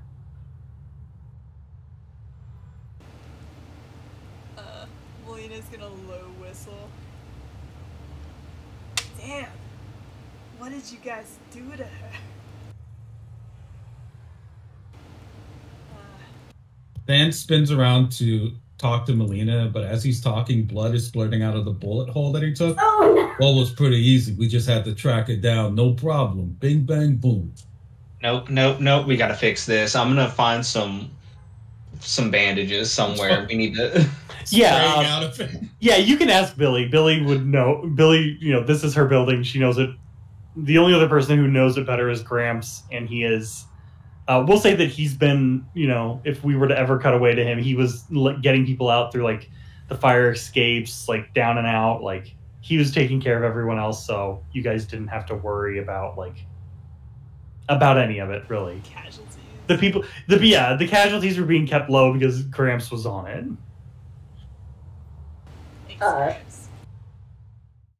Billy pauses to look around at all. Can I see the Van's art? Yeah, you can see. I guess Van, would it be stylized or would it just be like incredibly photorealistic? Like, you know what? To really rub salt in the wound, it looks stylized. If she had like kept up with her art, the style she wanted to. Oh no! Yeah. Yes. Yeah, there you go. Okay. Oh man, Van, this is pretty good. Yeah, she's like coughing, and you can see there's like blood catching. As she coughs, and she just kind of looks around. It doesn't really say anything. Like it was a nice compliment, but no. I'm not talking to her. I'm talking to Van. I'm telling him that his art is pretty good. Oh yeah, I mean it's done in effectively her style. So like she's looking around and kind of is seeing it. Like it is very much a prison of regret for her. So yeah. So you can tell, looking at her, looking at the art, that like she knows what that is, and it's not sitting well with her. And especially because you're like, hey, man, that's great. Cool stuff. Oh no, this is really amazing stuff. Your technique is really good. I've seen people back at art school that, worked months on just like a single one of these pictures, and you did this in a few seconds. Dan's gonna take a moment to JoJo pose, I guess, and just lean backwards, 1 foot up, and then one hand below his chin as he looks around at the art that he's made while bleeding. Yeah, from the gunshot. He makes a point to, like, as he approaches her to speak again, like, he's still bleeding visibly. Yeah, because Van's like whole suit and like his look is like black and white. It's now very much black, white, and red. Like, it's bad. He's not in a good place. You up. I'm patching you up, at least as best as I can, to stop the bleeding. I think I'll be fine, but I don't mind, I guess, not ruining everything else with the blood. As for you, he points at the woman. Ashes to ashes is a power I'm starting to understand now. The dreams of the city, whatever people leave behind, and the pride that they have to swallow to do dirty work like what you've been hired to do. All of that makes potential ammunition. People utilize it all the time, getting you to do whatever they want. Sometimes they just crush and entirely warp your spirit, twist you right in half. And look at where you are now. Beaten up and crated in a commune in a sort of okay part of town once upon a time. What makes a person like you want to just take up a life like that? Cannon fodder. Doesn't seem like the type of career I'd go into.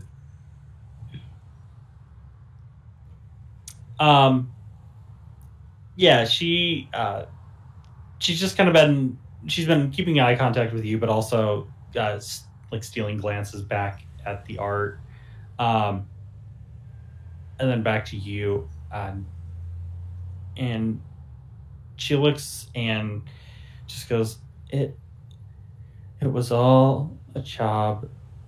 All I was supposed to do is keep the books, and then they had me do this kind of shitty ass wet work. I'm clearly not made out for it. So I'll probably be done after that. How much would it cost you to do paintings around this commune here? She kind of looks around and she looks at you, and she kind of like she's clearly, she tries to scoff, but the various injuries to her like torso don't really let her make subtle gestures like that before it turns into just another hard coughing fit. But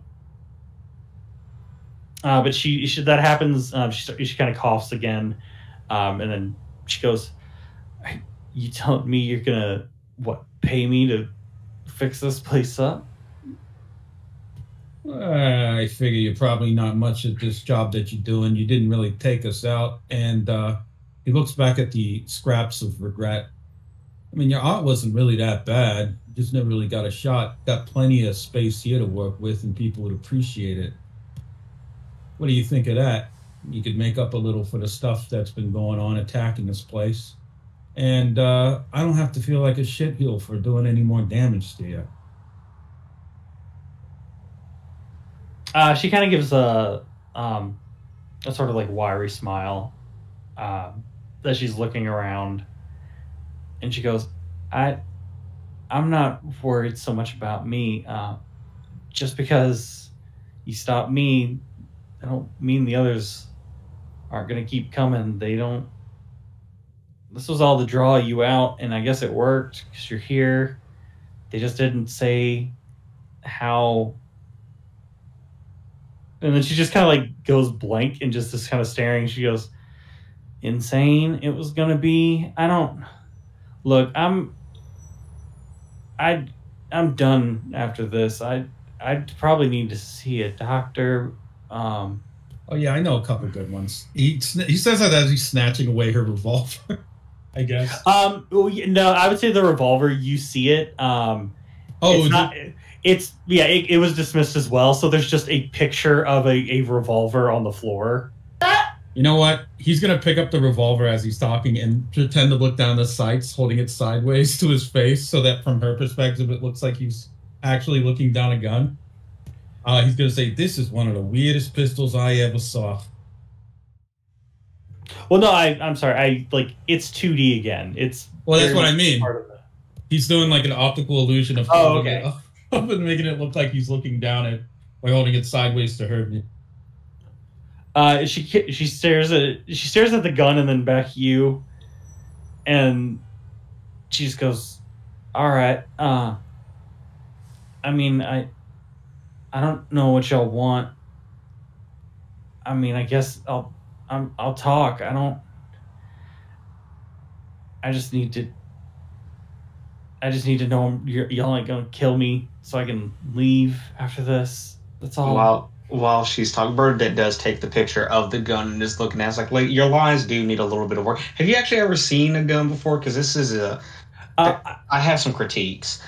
I would say if you're able to like find it amongst like any dirt, like refuse, whatever on the floor, you would see that it was just a magazine ad. Like it was from like a hunting or like some kind of hunting or like gun magazine. Oh, like she didn't even draw this. Yeah, she didn't draw it. Like she literally pulled it out of the picture effectively. Billy squats and starts going through her bag, pulls out the money that they stole from Martin, and like throws it in her lap. "We're gonna take you to the hospital. You're gonna get some patching, and then I think we've got. You're going to tell us anything about, well, I suppose there's going to be one at all our houses, a stand user."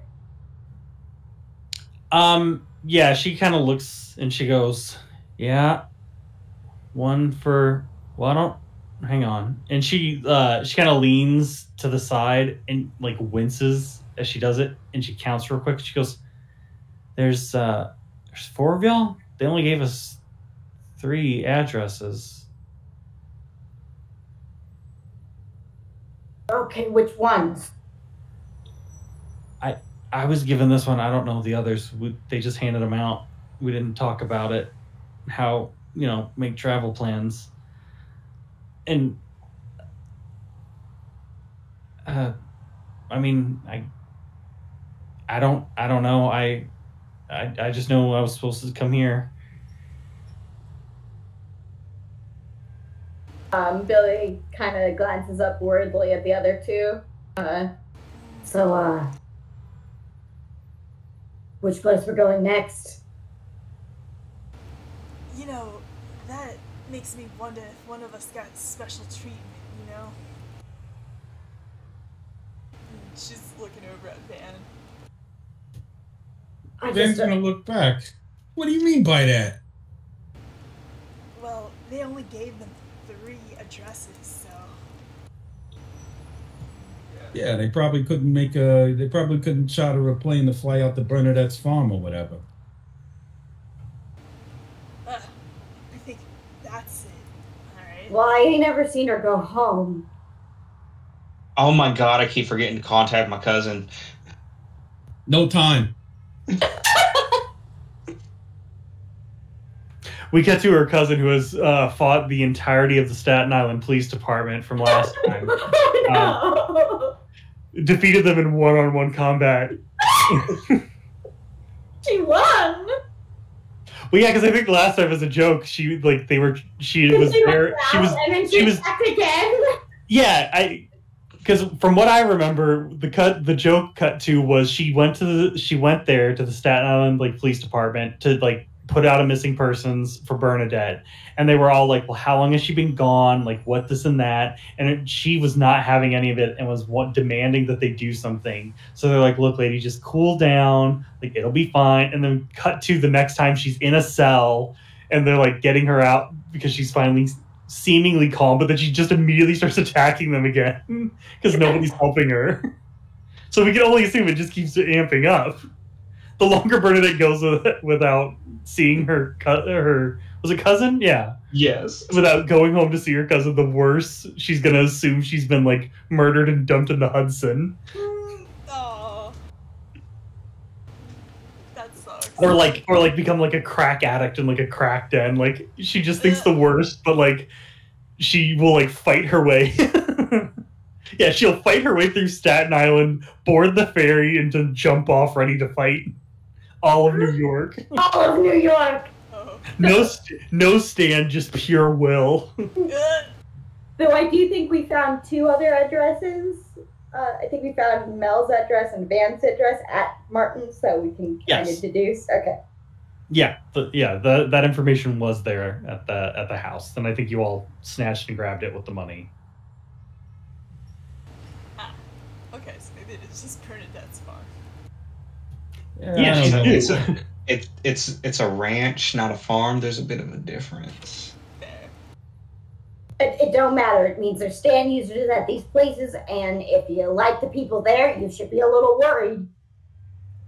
I don't see the big deal if they went to my place. I mean, they might smash up some of my stuff, maybe give the old man a scare, maybe hurt my butler. I gotta go. Wait, where are you going? He just starts running on foot. Not bleeding out as badly, but he is also now exerting himself, so. Yep, squirting out blood again. Well, let's go get 2 different taxis. Let's at least get him in a car. You shouldn't be running. I help the art lady up, and we head out, I guess. Yeah, you can, she'll put, the arm around your shoulders, and you can help get her up and stuff. And she'll go, okay, so you're the one that lives here, so that means... And she's looking, kind of at the group, and she goes, he's the guy. So, and she kind of says it a little bit louder, and she goes, which one of you is Mel? I am. What? And she looks, and she just goes, okay, and then she turns to the actual Mel. She just goes, and she goes, so then she goes, what happened to your sister then? What, me? Yeah, you have a sister. Sylvia? How do you know that? She looks at you a little, like, confused, and then she goes, oh. How up to date were you in prison? Not very, obviously. What do you... She goes, oh. Okay, then you didn't know about your sister, so you wouldn't know. There's been some changes with the Furious Flash gang while you've been gone, I guess. She's like, I'm one of the Furious Five. I'm in charge of all the shipping and accounting works. That's why I thought it was stupid to send us out here, but I mean, we make a name for ourselves and you get paid enough, and Grandmaster will make you do anything. And she kind of gives a weak smile. And you would know the Grandmaster is who is in charge of everything. That was your former boss, or boss's boss. Are you kidding me? Alright, well, so is that who sent you? I mean, technically, but I mean, he's been working with some big fucking people in the city, getting a bunch of shit done. And we're all just trying to, make moves to take over the territories once they're all opened up for us. Where and with who? Oh, what's his name? He's got a bunch of shell companies. Some rich asshole. He started, the club owner and she kind of like does a general like hand wave in the air. She can't recall the name. Marty. Score? Yeah, that's him. He's the one that's redoing this whole district. That's his construction company out there. That's why they sent me here, because apparently this building's been a holdout. Because I guess some of the people that have been living here 30, 40 years before the building was even condemned. So they got a good legal case if they had a good lawyer, but obviously, and she kind of looks around at the building, and then she looks at you, Billy, and she goes, "No offense, you know." I got a lawyer. Oh, okay. You'll meet him in the hospital. Oh, okay. And she doesn't know how to take that, but she. I shove everyone into a taxi, so we can have this explanation on the way to the next. Because Van's running, right? So. Yes. I know. I'm taking people to the hospital. Yes, and I know that he did say BRB. So if anything, if we want to wait for him to come back so you can catch up to him as he bleeds out in the streets of New York. Okay, so he's running and we catch up to him in the taxi. Yeah, and you can just pull him in. If we're in the taxi, I'm gonna ask the cab driver, are there car phones in here? He just turns and looks at you and starts laughing, and that's all you get as an answer. Don't worry. I don't understand. Was that a joke? I wasn't trying to make it funny. When we get to Van's house, you can make a call. He's got like 10 phones. He's super rich.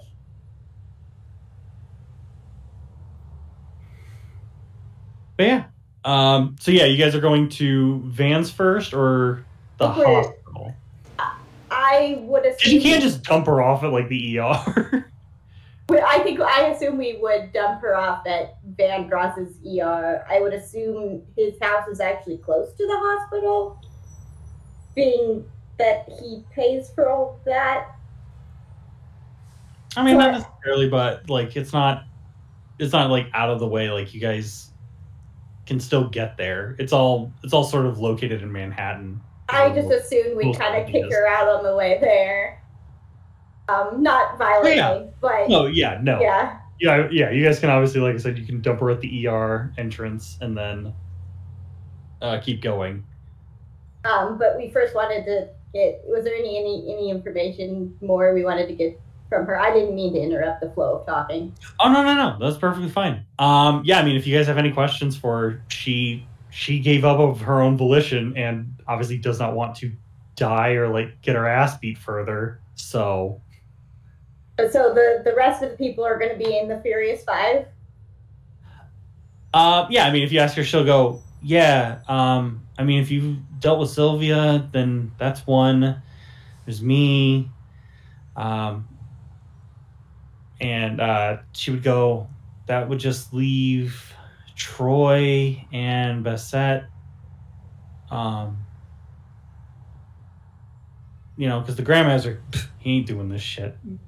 That's why he's got us, I guess. Right.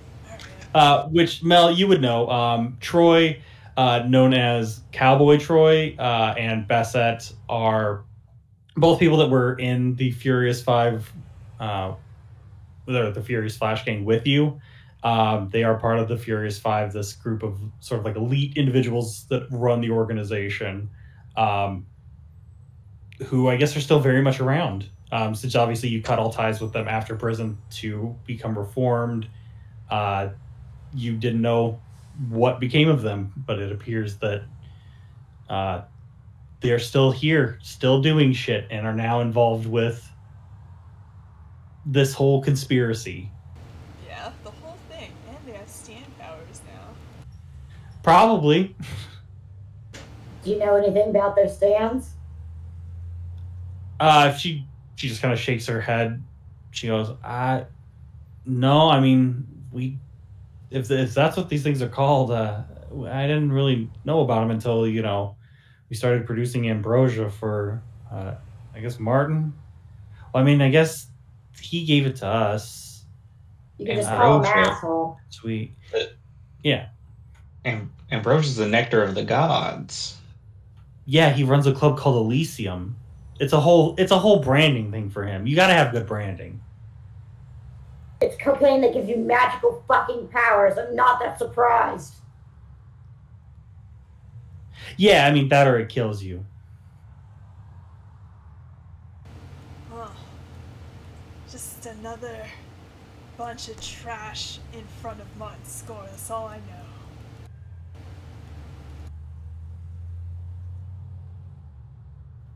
Yeah, I mean pretty much. Yeah, I don't know what he's planning, but I mean, I'm obviously not there for all the conversations with him and the Grandmaster. I just get told, what to do with the money and everything else. We were supposed to be setting up a lab or something around here, but I heard that caught fire. Probably because some idiot fucking measured something wrong. Like, I don't know what is in this stuff that makes it, so fucking wild. And you see she has a very small, like, she produces just a very small bag of ambrosia. Like, it's probably, a single use for whoever would do it. She kind of shows it off and then tucks it back into her pocket and just goes, yeah, it's a wild fucking thing. So I'm not surprised that these labs are exploding. It's worse than meth and that stuff, And she kind of gives a shrug and a wince because her body's still all busted. Are you seriously gonna show us that and then put it back away? What do you want? Do you want it? In her defense, we were in the lab, and probably the reason it exploded. Yeah, that was us. Oh, okay. I guess that kind of makes sense. That's why they would have a score to settle with you. So, it's probably why we're all here.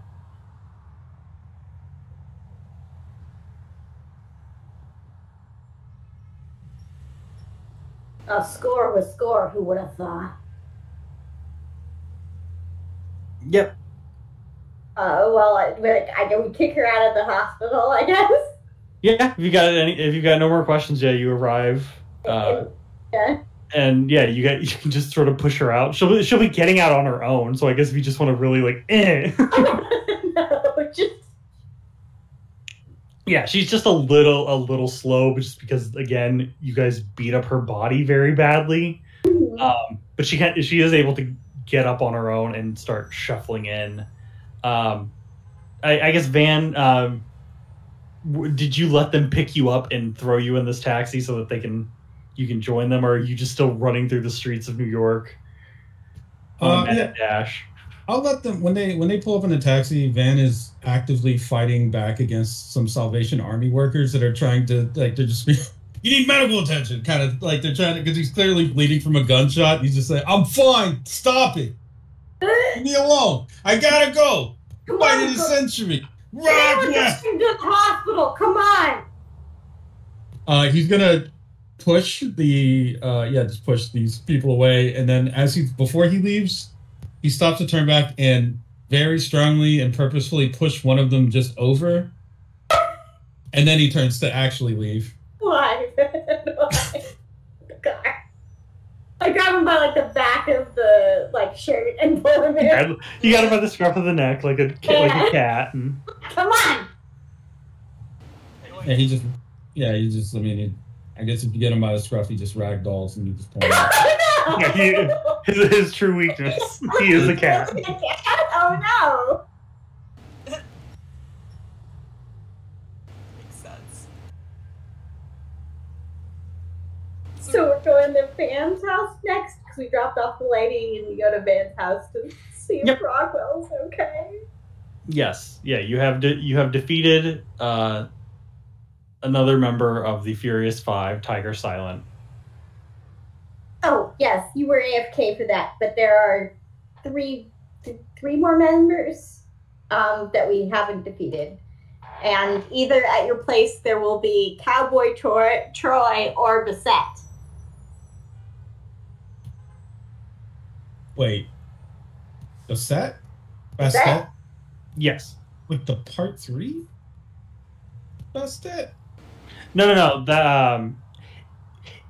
I'll say that yes, Bastet it's the same name because it's based off an Egyptian god, but not the exact same stand user situation. We could have fought Mariah. I'm basing them off of the members of the Flash gang, in which one of them was named used the stage name of an Egyptian god, and I chose Bastet as the other one as a parallel. They're all based off of people. She actually survived that and is a character in part 4, sort of. With the Demonic Heartbreak manga, like they show her still being operational. But she was in the beginning, wasn't she? Yeah. I haven't read that full thing. I gotta actually read that full thing. She only appears like kind of briefly, but she's pretty good. I read like the first chapter-ish part, and then it hadn't fully come out. So I guess I'll have to read the rest. All right. Well, Van is going to while they're in the taxi, he's just going through any materials he has, getting ready to gear up. Like if it were Rambo, he'd be arming up with grenades and like ammo, gun belts, and says just trash he finds on the ground, stuff in his pockets. Oh yeah, I would say it's a taxi cab in the 1980s. It's super easy for you to just find weird shit people left over. Like, I'm not saying these guys don't clean out their cars. I'm just saying like, it's still the workday for him. There's no chance to not. Billy opens her satchel and just kind of offers to him because he looks nervous. She's got like crowbars and a whole bunch of shit in there. So good idea. He's gonna take the crowbar out and then start sticking it under one of the panels of the taxi in the back. Never know what people hide back here. You start to take the crowbar, and the guy driving sees you and just goes, "Hey, if you fucking take that crowbar out of here, you're done." And he starts to whip over through traffic to hit the curb to throw you guys out. Hey, I'm a professional. You can't just throw me out of here, you filthy cabbie. Yeah, you're a professional fucking asshole. Get the fuck out! Fucking tearing up my fucking car. I can't believe this shit. Hey, fuck you! Get the fuck out! Get the fuck out! You know what? I have to chase people off trying to steal catalytic converters and the fucking copper wires out of my fucking cab every fucking day. I don't need this from you fucking junkies. Get out! He's Can we just all be cool? I just start pushing everyone out. Fuck all of you! Let's go! Sorry about your tip. I hand him a coupon for a Trump steak that some random guy gave me. Oh no! Yeah. You just continue to hear cussing and yelling as you go. Later note of exposition for that guy. If you were to look in the back, it's now spotless. Yeah, I was gonna say between you and your stand just collecting stuff like the sticky finger bandits, it's cleaner than it'll be the rest of the day. But we can say you're close enough. You guys can hoof it to the manor. Perfectly here in silhouette. But the manor, it's still intact. There's no clear fire or present danger. It isn't rubble, so everything seems fine. Man's gonna stare at it. What were you gonna say, Bernadette? I said Bernadette's eyes just go wide with how big the house is because she's never been to a mansion. Man's gonna look at the mansion of his family, the estate which they have claimed as their little corner in New York, they're just royal palace of sorts. He's gonna the crowbar that he took earlier. He still has it. All right, let's get to work, and he's just gonna chuck it through one of the windows of his own house. And then just vault over to get it. Okay, yeah. He's gonna vault in, roll. Ashes to Ashes scoops up the glass and holds it between its fingers as he comes to the end of his roll, and he looks around ready to just start chucking it. Where are you? You dirty bastards! You better not touch my fucking butler! Kill everyone else if you gotta, but don't touch that guy. Nobody makes sandwiches like he does.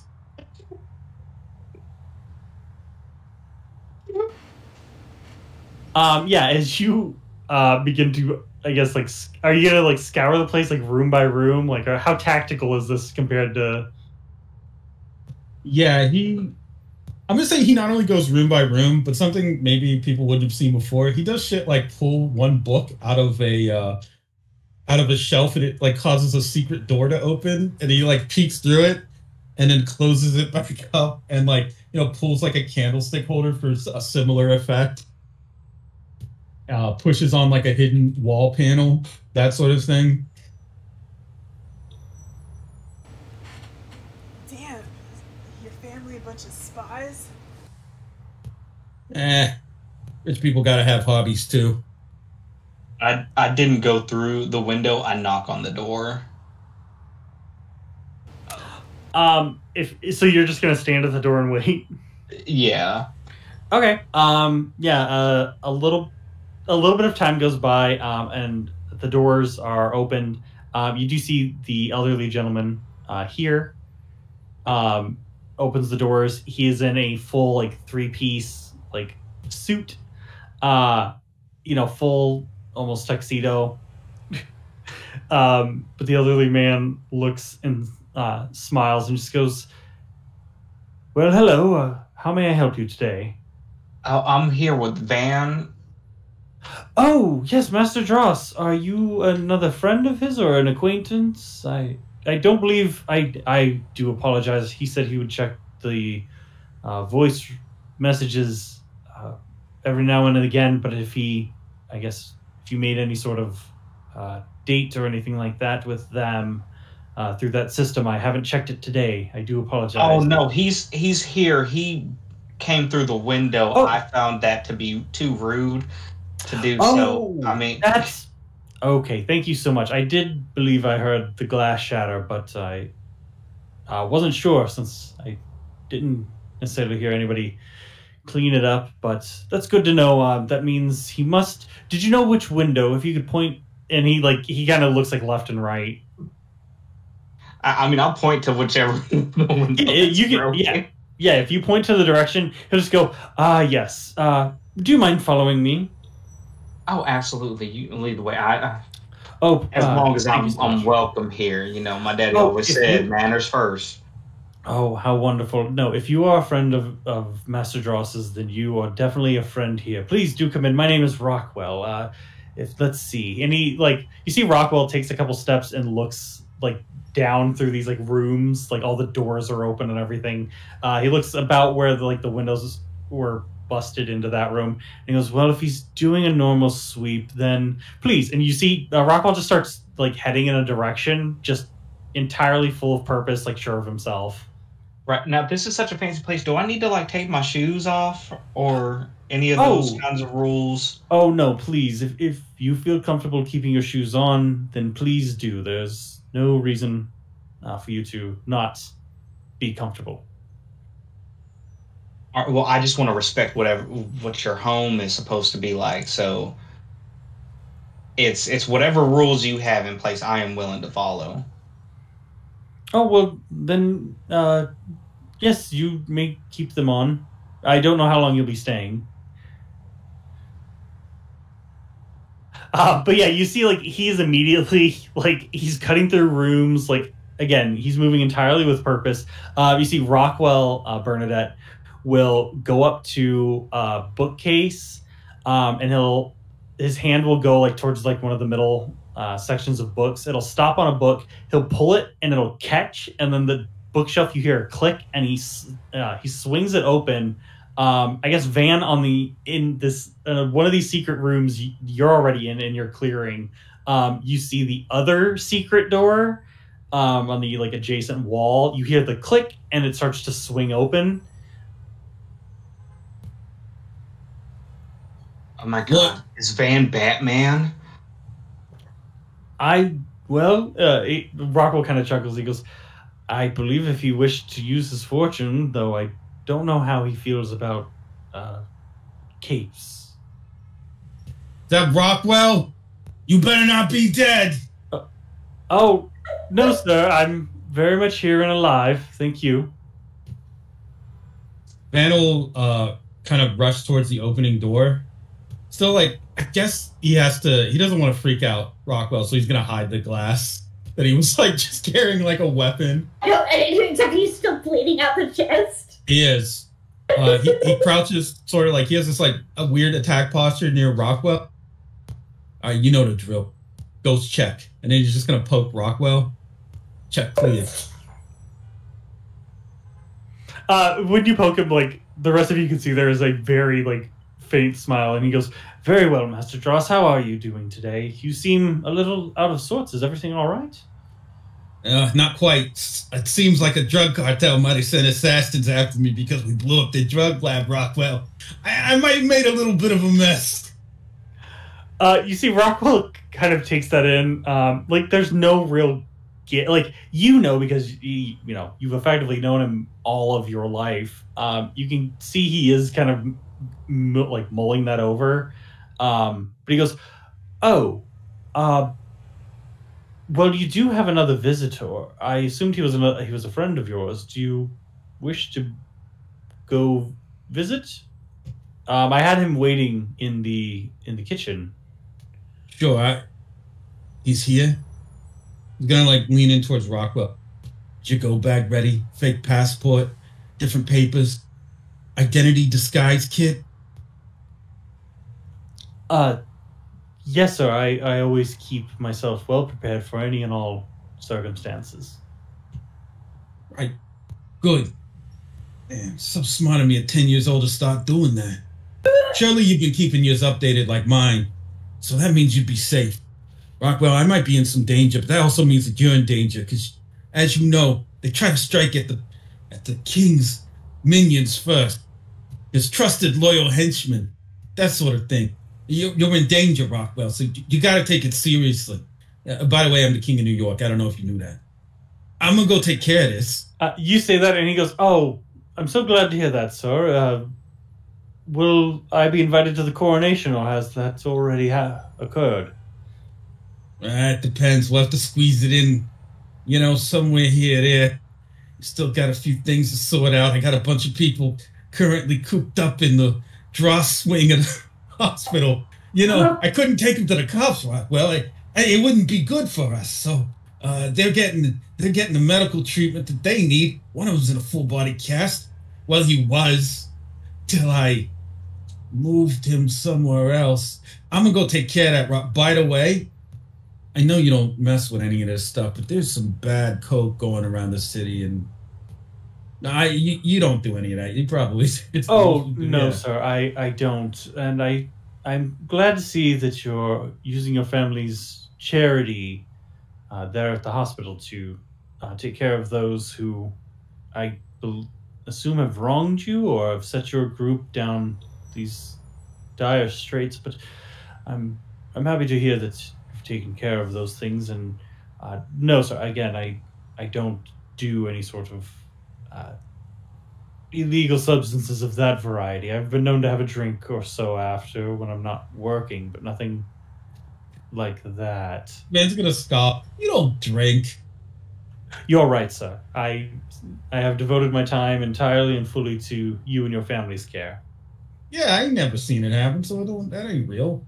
I mean, you live here, so I don't know why you'd even. Come on, where you gonna go, Bar? Come on. We got Brandy here if you was gonna, but yeah, I ain't never seen it, so yeah, you don't. You're just gonna laugh it off as he leaves. You don't drink. You don't drink. He just kind of nods along. Billy pops out from over Van's shoulder because she also went through the window and says, I like that somehow you hid. You have a 1.5 foot tall pink mohawk, and suddenly you're just gonna He is actually shorter than probably everyone else. The only reason she feels tall to other people is because of the mohawk. She got a head between some pink feather dusters that were hanging on the wall. Yeah. So I mean, I've been keeping him fed, but if you got some extra brandy for me, I mean. Oh, I wouldn't dare waste a single drop. Anything currently in this home would belong to Mr. Dross and his family, so I assume if he says it's okay, you may have yourself a drink. I can get you a glass if... Only if you Throws get up one one. too. Also, though you might actually want to skedaddle. Actually, I've never had a drink before, but I could really use one after that. Rockwell, do you think objects have souls? He just turns and he goes, Miss Bernadette, that is a very large question. I hope that you will allow me some time to mull it over. But I believe in the short sense that yes, I believe to some degree that the various things that we surround ourselves with and that exist for time immemorium do have a sort of life to them. Is there a reason that you ask? I'm just going through a thought process on what I have done in the past week. Oh, yes, well, I hope that you are able to come to a sound conclusion, that you're able to rest the mind on it.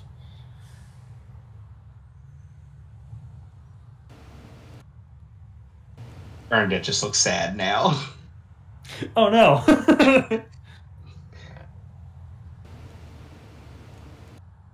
Hey, so who's in this kitchen?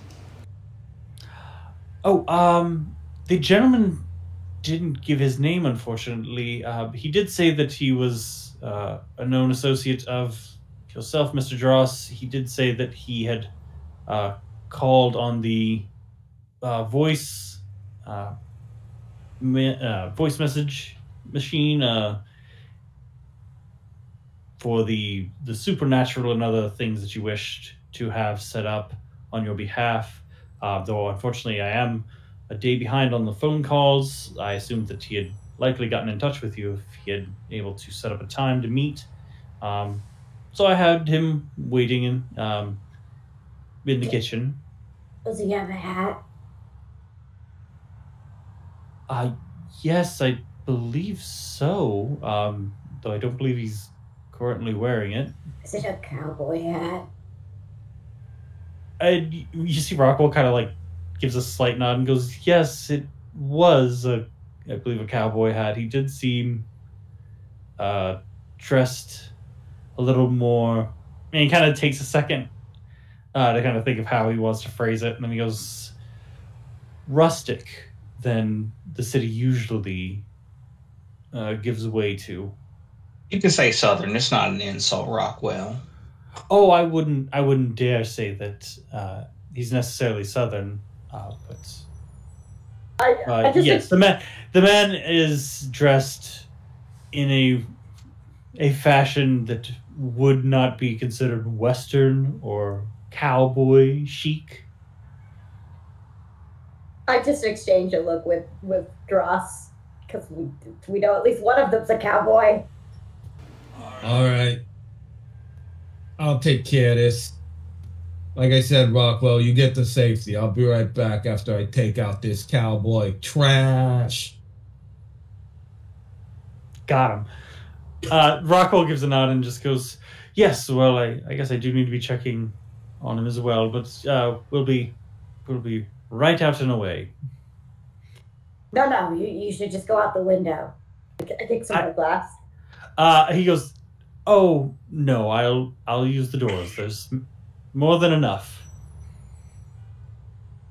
All right, I'm just gonna make a beeline for the area where is it the kitchen you said where Cowboy Troy is. Yes. Yeah, it would be the smaller kitchen. You guys have actually been there before, and Rockwell, I think, has made you guys sandwiches and food there. Not the larger kitchen. I think the larger kitchen is more of like a kitchen for when you guys have like events or like parties or any kind of like get together with all of like the other, upper crust of New York, so that it can churn out like food that quickly just because it can hold that many bodies. This is a smaller kitchen, but like in most homes it would just be the kitchen, but obviously you live in this dumb, stupid big mansion, so it just seems quaint compared to the others. But yeah, if you make your way there, you would eventually see sitting at like the counter on a stool. His back is turned to you. Oh, that's the wrong one. Guess I gotta find the right one. Give me one moment.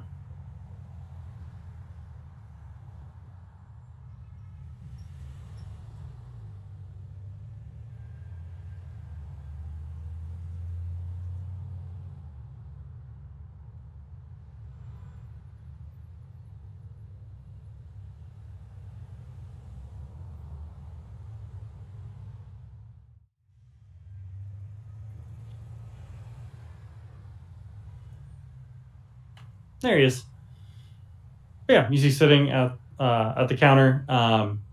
You see that he's got a plate in front of him. There's a half-eaten sandwich and an empty glass, and he's just eating.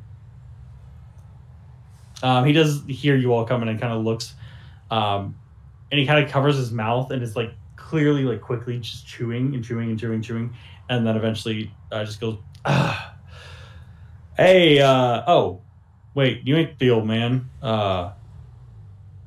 What? Oh, yeah. Hey, I think once he sees you, Mel, he kind of like straightens up and like puts the sandwich down and just goes, "Oh, y'all here? All right. Shit. You're a familiar looking loser. Okay. Well, that you know what? That's not."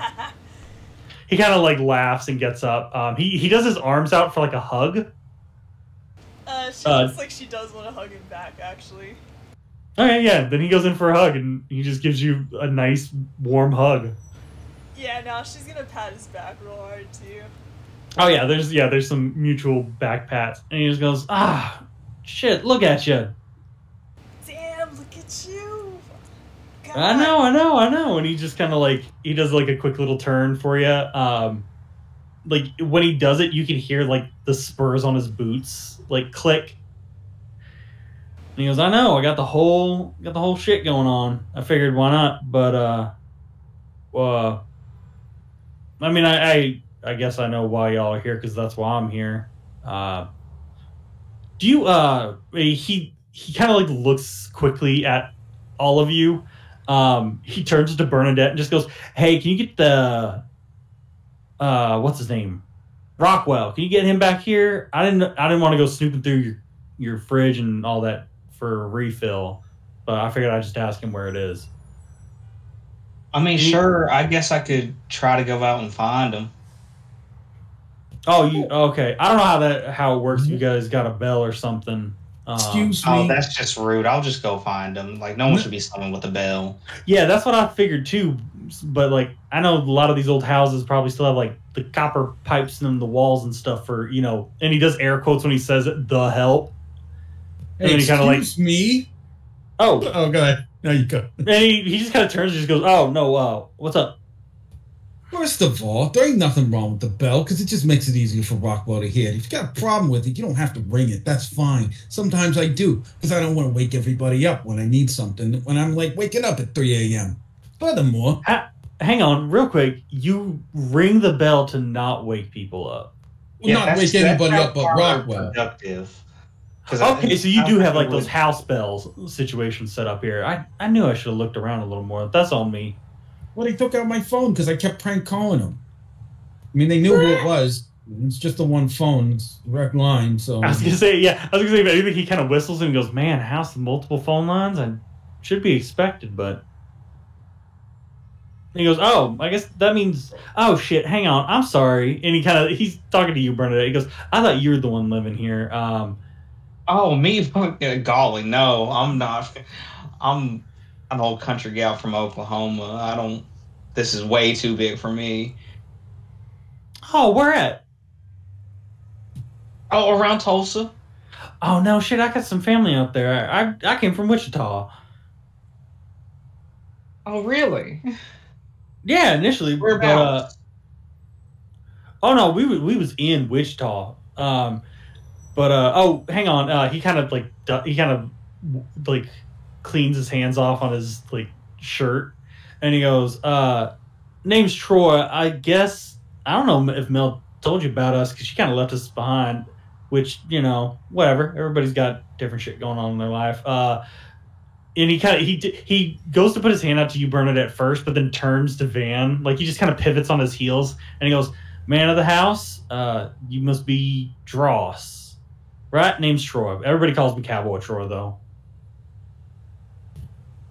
Cowboy Troy. Yeah. He's gonna put his hands back in his pocket. Maybe just sharp. It's probably just glass, like metal shards, shit like that, coins. He's gonna, with his other hand, give him a shake. Sure. I gotta say, wasn't exactly expecting this when I heard they send somebody to my house. I gotta wonder what your angle is. Oh, I mean, yeah, obviously, like, the whole deal was we're supposed to use whatever means, and he does air quotes again with whatever means to get y'all to back up and back off. But I was talking to Rockwell. That guy's full of insight. He's great. And then he goes, "By the way, this," and he kind of goes back around the counter to the plate with like the half-eaten sandwich, and he's holding it up. It's very clearly some sort of like grilled sandwich or like a panini. You can see like the press, like the grill marks on the bread where it was pressed.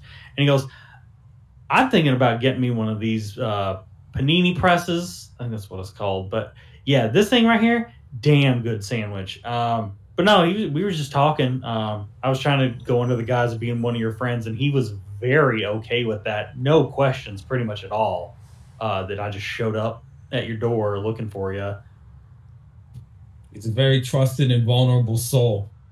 Really the perfect hostage if you think about it. I was gonna say, he looks at you and then, the rest of the Midnight Riders and just goes, "Yeah, I think part of it too is that I don't stick out as ridiculous as I'm dressed."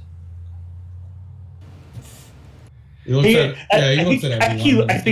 I think Troy, when he after he says that, he gets a big shit-eating grin and looks at you, Van, and he goes, "How do you look in a construction hat? Because I think we could do the village people real right." Actually, he goes, "That's that's a little bit of humor on my part." No, he goes, "No," he goes, "Honest to God," he goes, "I don't want to fight y'all. I'm not here to do that. I don't want to mess up this nice house. I can't afford nothing in here. So I was just here to tell y'all, if watch your backs. I know they already sent Sylvia out to find you. I don't know why they held her around. Actually, I know why, but and he just kind of does whatever gesture with his hands." No, wait. What do you mean by that? And he goes, I assume they let her loose to come find you. They had her doing weird odd job shit. Her, and he kind of sighs and he goes, "Hang on real quick. Can you see this?" And he kind of waves his arm up, and you see a rope appear. And that's it. It's just a coiled rope is now in his hand. We all just get a little defensive for a moment. Yeah, as soon as you do that, it disappears. And he goes, he goes, "Okay, so she's got to stand one of these abilities, right? Because they gave us, once we started producing that drug for them, suddenly Grandmaster's telling everybody that, they don't have to do it, but we had to do it, so we did it. And then your sister was trying to get involved, making sure that you're protected on the inside, and then, dealing with everything like that. So they gave it to her. She did it, which was wild because I didn't think she would. And then she freaked the fuck out and turned to that weird biker dude. And, they had to pretty much keep her in a fucking iron box because she was going haywire. Word, that's what happened. Yeah, whole new personality and everything. I don't know a lot about how these stand things work, but hers is mean. It's just a mean thing. And I don't know what that says about your sister. I'm sorry. Right now it's being handled. And he goes, "Well, that's good. I hope she's getting..." And he kind of takes a second, and then he goes, "Treatment? I don't know what the fuck you do about these." She's on ice. And he kind of looks and just goes, "All right, well, I assume alive on ice, not on ice." Yeah, she's alive. He kind of nods and he goes, "Well, that's good to hear. I'm sorry nobody said nothing about it. It's just one of those things. You were still locked up when she first came to us, so, I don't know how much they were sending on the inside to you, but it's clear this is an awkward. He has now put himself in an awkward position, just kind of running his mouth. Nah, I'm real different now. All right.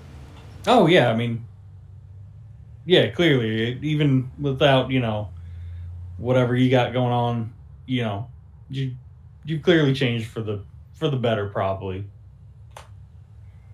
If not, you're working on it because you didn't fall back in with the rest of us. And you're all hugging. Oh yeah, I'm friendly and charismatic as hell. Yeah, wait a minute. Am I not supposed to beat the shit out of this guy? I don't understand. I'm real tempted to still beat the shit. I mean, I don't want the shit beaten out of me. I'll just leave if it's gonna be too much of it. What do you mean leave?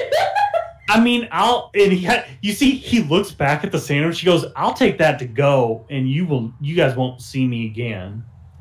Van is outraged, but he walks over to the sandwich, he picks it up very carefully, starts getting like a little to-go bag, like a little paper bag, and starts wrapping the sandwich in foil as he's like just outraged. What the fuck is this shit? This fucking guy comes into my house, says his fucking thing, he fucking talks to my butler, he gets a sandwich to go, and I just hand it to him. He hands the bag to Troy. Here you go. Troy takes it and gives a nod. Nah. This is my boy Troy. I'm not gonna beef with Troy. That's a crazy talk. That's a crazy shit to say, honestly.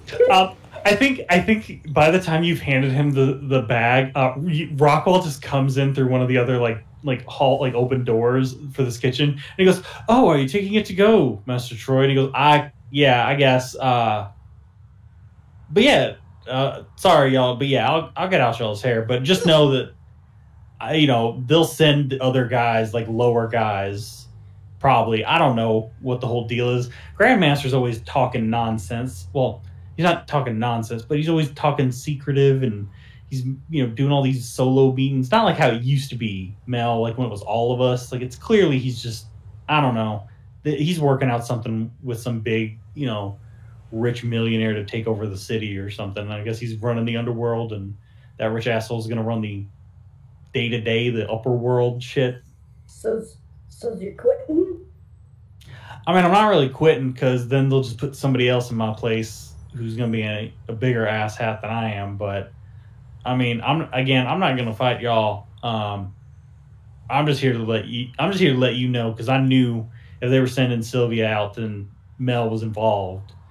And so Van, I just wanted to see if she was still around, because Sylvia didn't come back. Hey, I appreciate you, Troy. And he gives like a nod and a wink.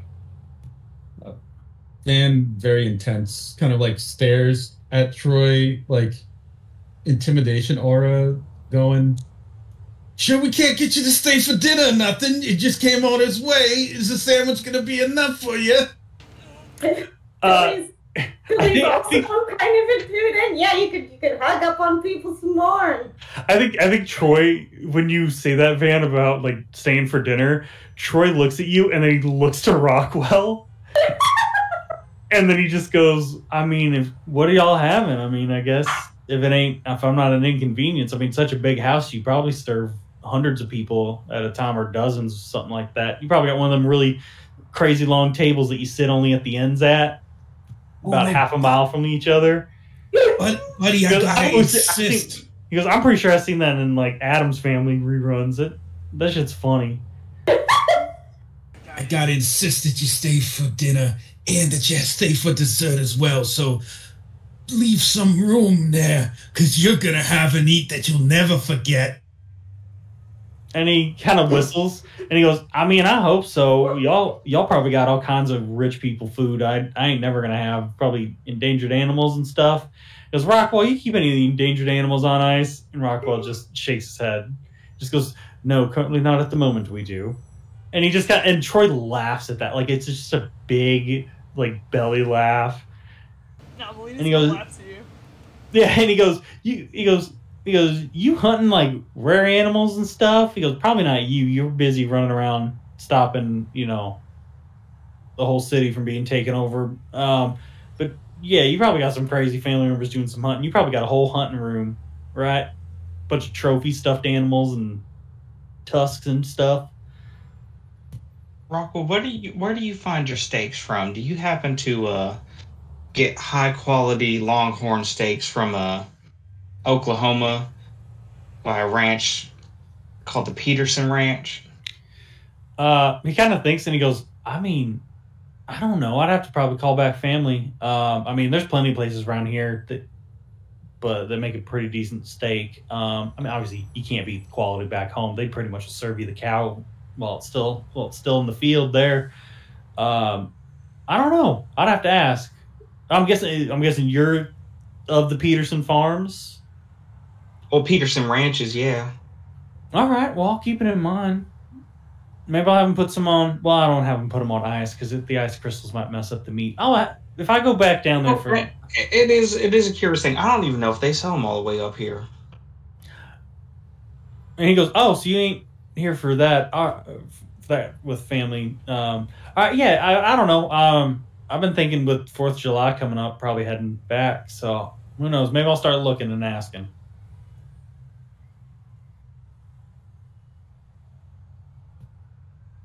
Hey, Ben. What? Think we could get in on some of that brandy? Oh, yeah, well, of course, we gotta make sure everyone has a nice drink while we're entertaining guests. No problem. Let me serve you up a glass. Oh, hey, buddy, you said you wanted to see something about the animals and the hunting trophies. Oh, yeah, hey, how about I pour this glass? He's like, just you can see one of his neck veins bulging as he very politely pours a glass of brandy and then hands it to Melina very carefully. Here you go. Ooh, this shit is fire. Thank you. Oh, you're very welcome. Now, as for you, I guess we should go check out. Why don't I take you on a little tour while we're waiting for dinner?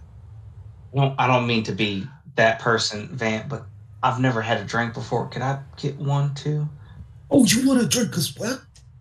Well, no problem. I'll just go ahead and boil one. Let me just get another glass. I think, like, you mentioned the not having had a drink before, and Troy, like, whistles and is like, first drink and you're having brandy? Dang, you can have some highfalutin taste after that. Ah, shit. I just realized. Ben, are you in shock? No, I'm not going into shock. I'm just being a good host for this guy. It's not like I expected to fight to the death or nothing. It's not like the adrenaline ain't running through my veins. No, but Maybe you got shot. Like, you're still Yeah. bleeding. Yeah, maybe you should sit down, or maybe we should go back to the hospital. He looks down at his gun wound and then just grabs a fistful of napkins and stuffs them into his shirt where the bullet hole is. There you go. Sorry, sometimes it's a little spill that happens around dinner time, huh? Just a little red. No big deal. So the tour then. Why don't I show you around, friend? I think he sees that and is just like, do you need help? I can maybe take a look at it. Oh!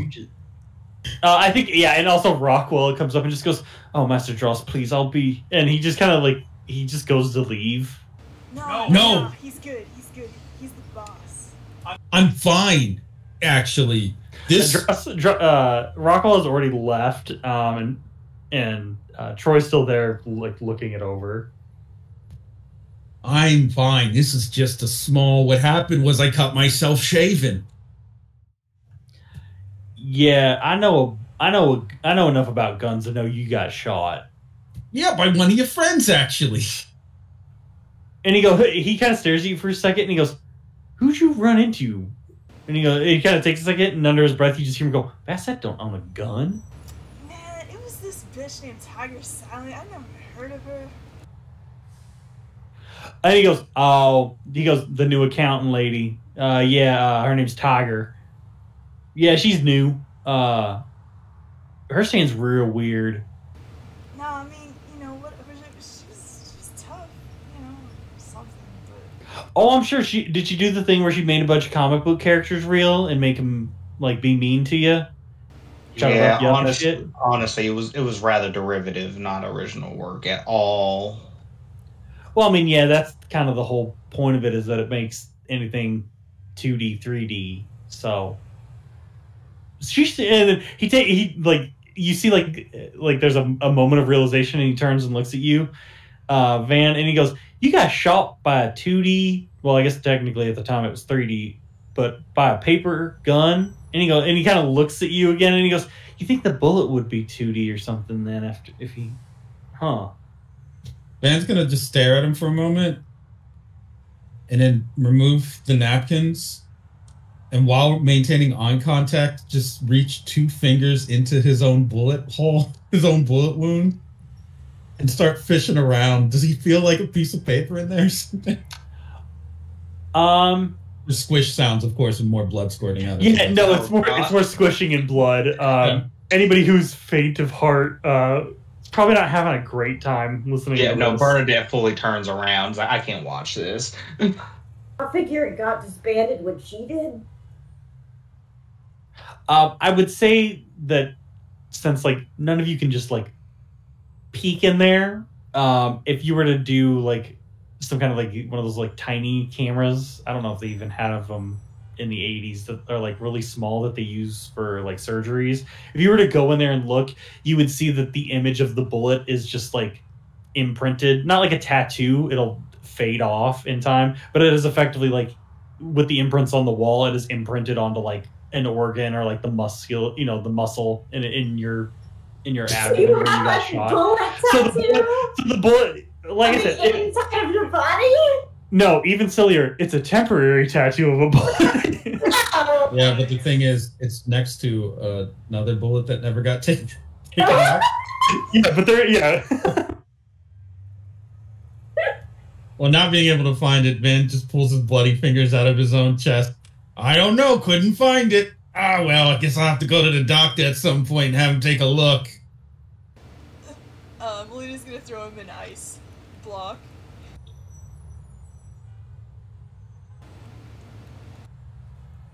Yeah, you can help chill it. Are there like bandages around here, Van? I can like have them wrap. I'm pretty sure that's what Rockwell went to get. I was gonna say, yeah, you mentioned that, and like Rockwell is immediately back. He's got like, it looks like an old timey doctor's bag, like it's just some big leather case that he sets down. He opens up, like he pulls out like the forceps, like the needle and thread to like stitch somebody up. Like there's a bottle of alcohol, a bottle of like hydrogen peroxide. He's just pulling out a full like medical bag, and is getting it ready.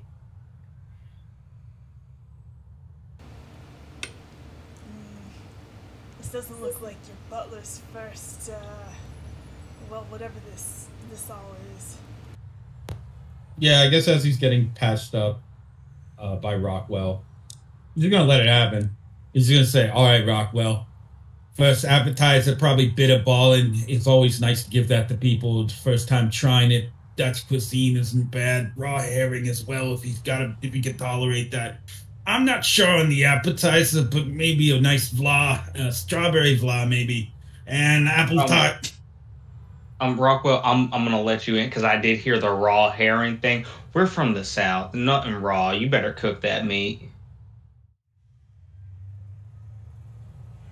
Ayrton soup then for that one. Troy just kind of nods and just goes, "Yeah, obviously whatever y'all make, that'll be fine. Y'all don't need to make nothing special for us." Yeah, I know. I felt a good way about you. We're simple folk. We don't need nothing too fancy. Oh yeah, absolutely. But I mean, I guess if y'all are good, I guess we'll have this drink and have some dinner. Do you need any help with that? Rockwall dinner and that, of course. And Rockwell, like mid stitch, he like turns. He's still stitching you up, Van, and like he's not missing it at all. Like he's a human sewing machine putting you back together. Oh, And he just kind of turns and looks and he goes, "Oh no, no, thank you at all, Mr. Troy. We will be able to handle it between myself and the rest of the staff." And Troy just kind of nods along. Just goes, "Well, I mean, I guess it's time to go sit around and I guess enjoy a nice drink while we wait."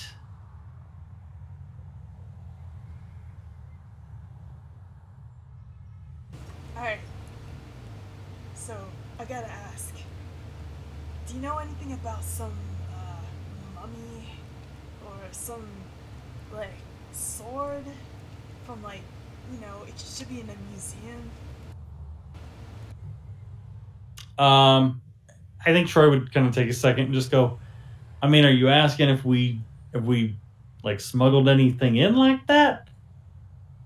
She'll do shifty eyes. Yeah, you know.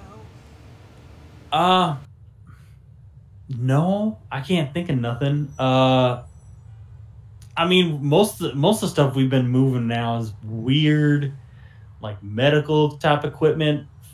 Stuff you would see in like, I don't know, I guess a laboratory or something, because they've been trying to ramp up production of all this new stuff, ambrosia that they're going around selling. But I don't know nothing about anything weird or old or ancient. That might be, I don't know. At least nobody put me in charge of it. Any idea? Why are you telling me? Hang on, are you telling me that people are getting superpowers off of mummy dust? Yeah, something like that, actually. He kind of like looks down and shakes his head. But you can see like a slight smile when he like looks back up, and he goes, "I heard stories that white people ate mummies and stuff back in the old days when they were digging them up, just as like a thing to do when they were fancy rich folk. I didn't think y'all were still doing that. I just didn't think there were enough mummies still left around." Ugh, that's pretty ratchet. great too. So, what are you in charge of? Oh, I'm just you mean, I assume, within the, and he kind of stops and he goes, "Gang." Yeah, no, I'm just kind of an every man sort of muscle, do some face work, get to know people, make connections, that sort of thing.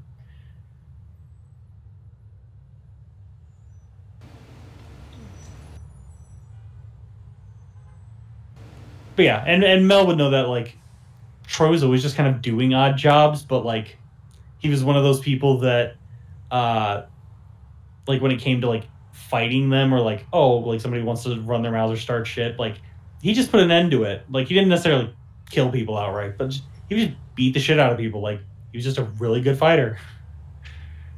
And so it was just one of those things where like, yeah, he's so good at fighting, but everybody likes him, so he rarely gets into fights.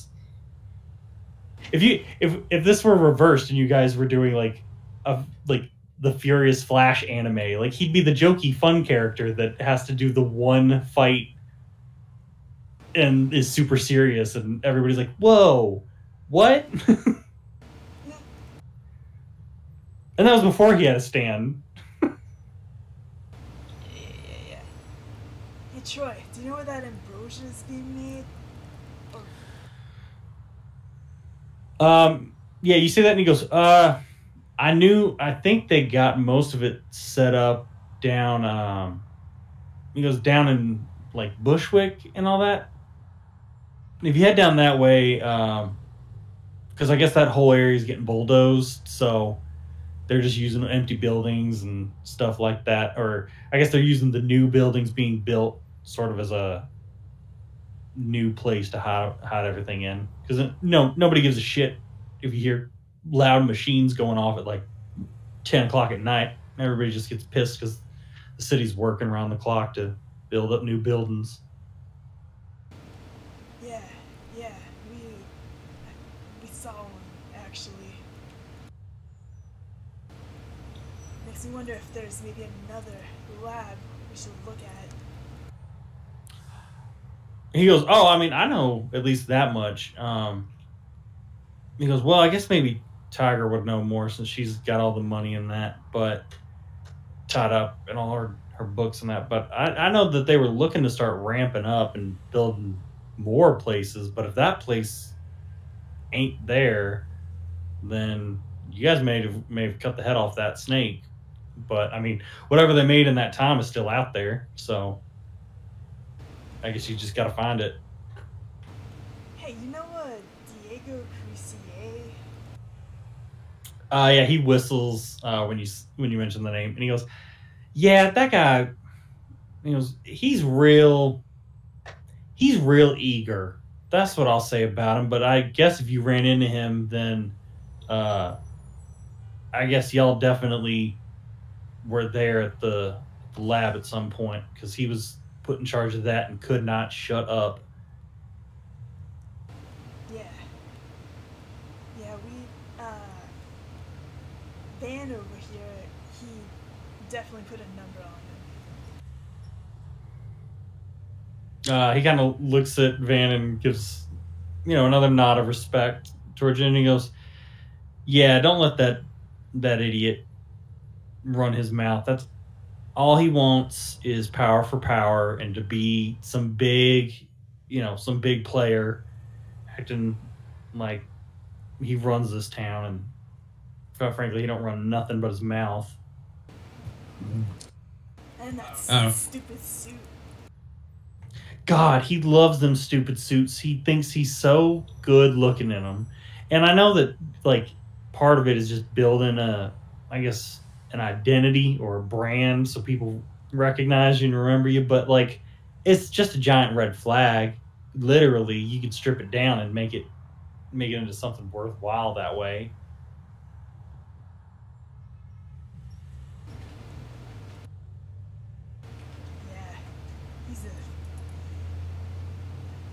He's a clown.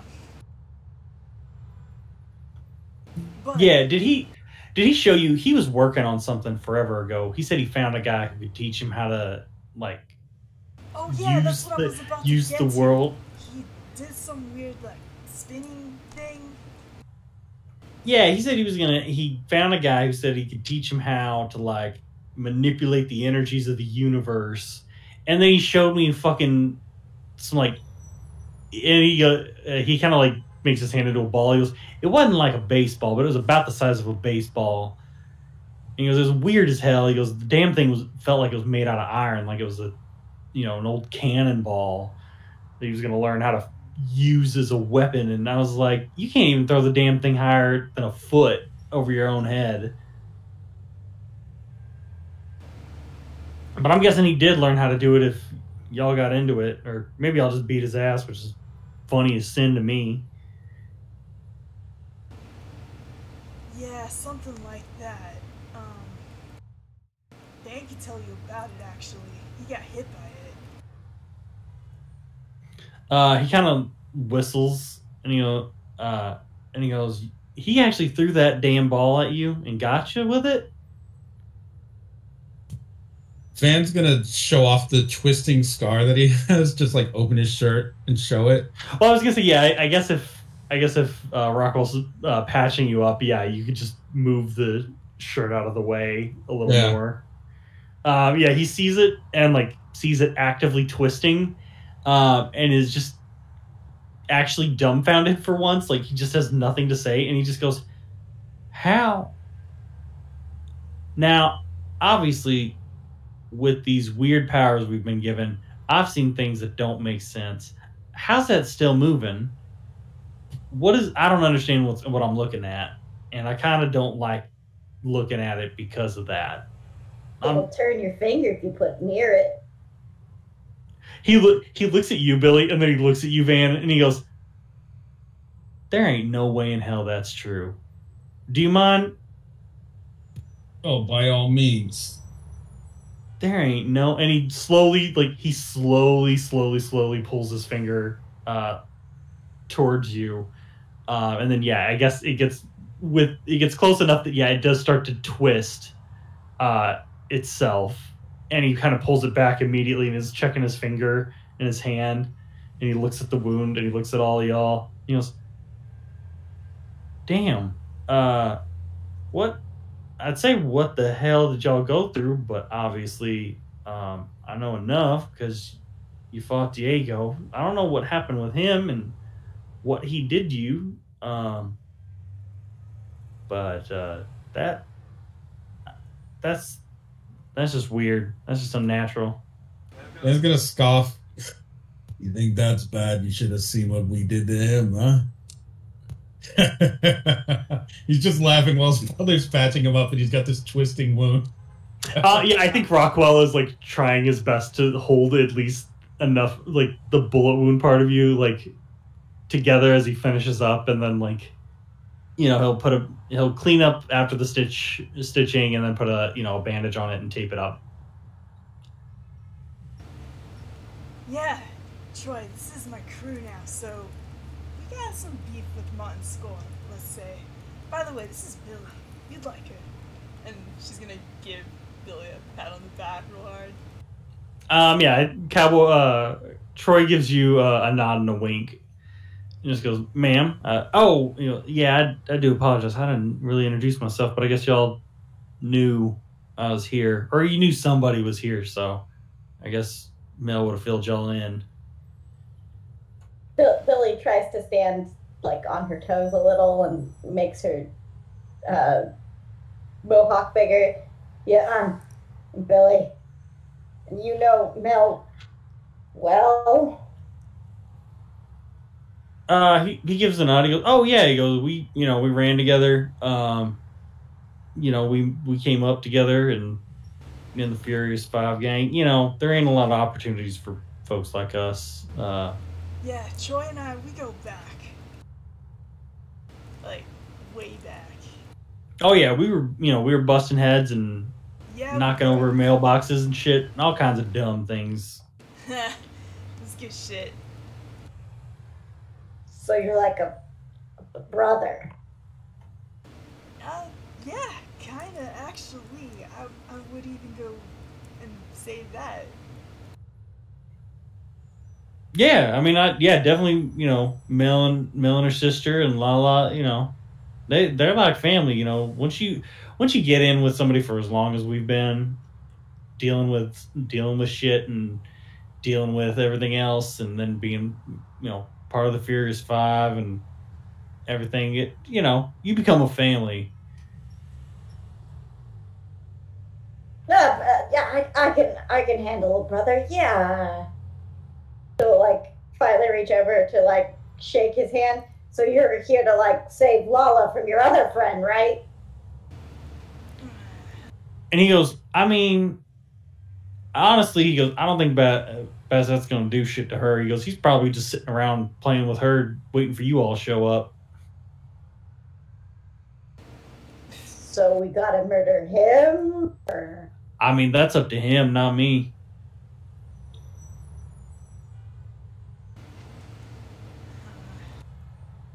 Well, I guess we got a job to do then. After dinner. Oh yeah. Oh, I mean, yeah. I mean, it's y'all's job. Y'all take your time. I'm not here, obviously, to tell y'all what to do. But I mean, you being here does make us real nervous. You're kind of informing us on what you're gonna do. Well, yeah. I mean, I'm gonna have a nice dinner and then go home, probably sleep. And he just kind of gives a shrug and he goes, "Again, I got no beef with y'all, and between Mel and Sylvia and her family, they've been good to me, so I got no reason to, do some drag out knuckle fighting." Billy here, she likes to scrap, so, you know, maybe you could spar her or something. He kind of smiles and he goes, I mean, if she's looking to tussle, I don't want to dirty up nothing and, you know, mess nothing up in the house before supper. Yeah. What am I saying? I'll put it on the books. We'll figure it out, huh? And he gives you another smile, Billy. If I'm still shaking his hand, I like squeeze it a little too hard. Say, yeah, we'll have a friendly spar. Right. All right. Got a really hard head. Yeah, I think he would break the high five to give you just like a pat on the shoulder of like all right. And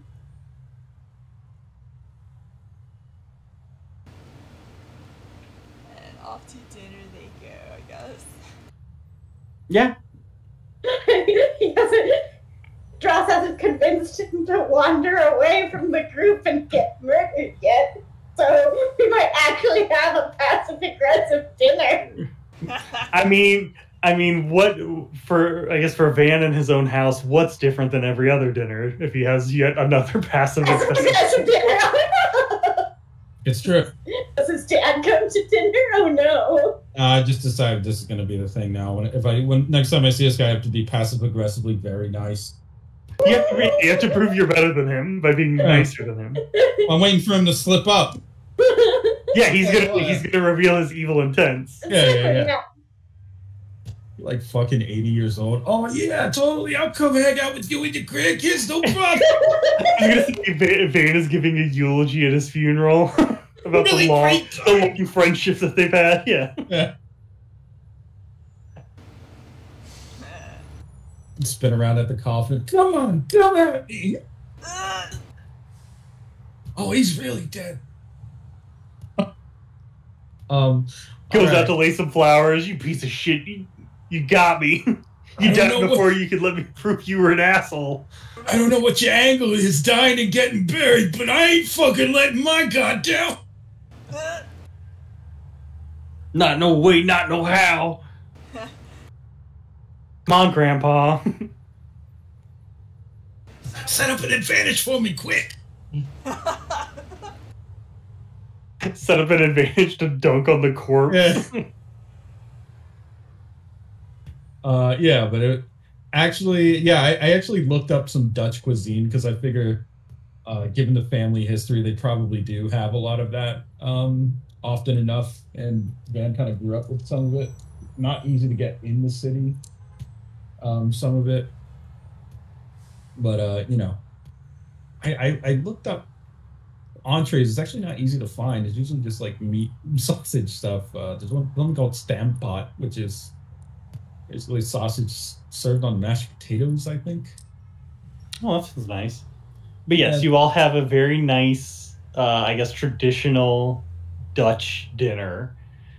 There's no expense spared because it doesn't seem like it's just you guys at dinner. There doesn't seem to be anyone else from the Dross family that is either here or cares enough to join. But yeah, you guys can have an eat. I think as like dinner is finishing up, Rockwell would come to you, Van, and like kind of quietly, like in your ear, just go, "Shall I draw up the guest rooms, or is everyone leaving for the evening, Mr. Dross?" Yeah, we'll be heading out, Rockwell. Don't worry about it. Don't worry about it. I'll come back at some point, and I appreciate you doing this, of course. Yeah, all that stuff earlier that I said, that was all made up, right? I was just funning around with you. I didn't blow up a drug lab or nothing. I just wanted to get a rise out of you. I think he gives a nod, like he's taking your plate and stuff, like moving, like putting it all, picking it all up in front of you, and he just kind of nods and he goes, "Of course, sir. And I do hope that if you do become the King of New York, that I am invited to the coronation. But I understand if it needs to be certain members of the city only. I don't know how you do it in America, since you all were very anti-king and monarchy last time I checked." And he gives just kind of a wide grin as he takes everything back. Rockwell, please, of course you gotta be at the coronation. Who else is supposed to help with the entrees and the catering?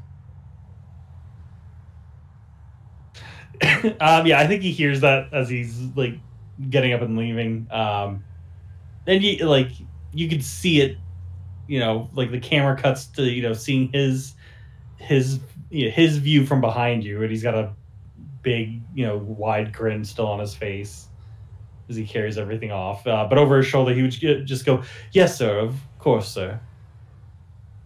A good old Rockwell. He's gonna walk back to the group. I'm so glad nothing bad happened to him, because I probably would have killed a lot of people. I mean, I just would have. But it's okay now. It ain't gonna happen. And he pats where his gun wound was patched up. As he pats it, the bandage is redden a little. I'm all better now. Yeah, I was gonna say, yeah, you do that, and probably a dime size amount of red starts to fill. Oh. Hey, it's getting better. It used to be a lot more. That's good. That's just good work. He's been a leaking fucking Capri Sun this whole way, I guess. I don't know. Wait, I got it. As someone who's had to deal with those, it's rough. Oh no. What do you gotta know? Does Bernadette get Yes. her phone call though? Oh yeah. I guess Bernadette, do you call your cousin to let her know you're okay? Does the song Something- finally end? Something you have mentioned on doing, but have not been able to every session for 3 to 4 sessions because we haven't been near a phone. Van said that there was no time, so Bernadette does not. I was gonna say there's time technically between you guys arriving, dinner, and now the after meal to make the phone call if you feel the need to. If you don't, she can just keep going on a rampage.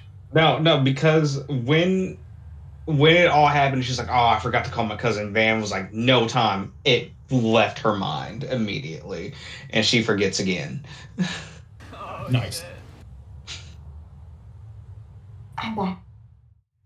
Love that.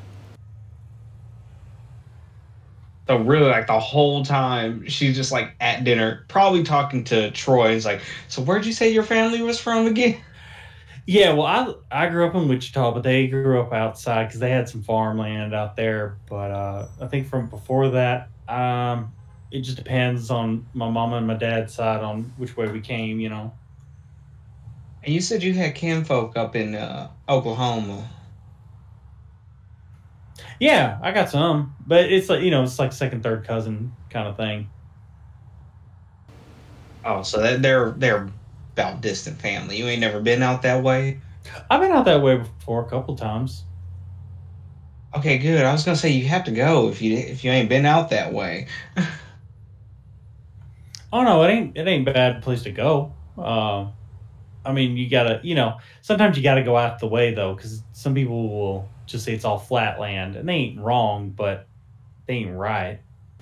Hey, Rockwell, what is that? What?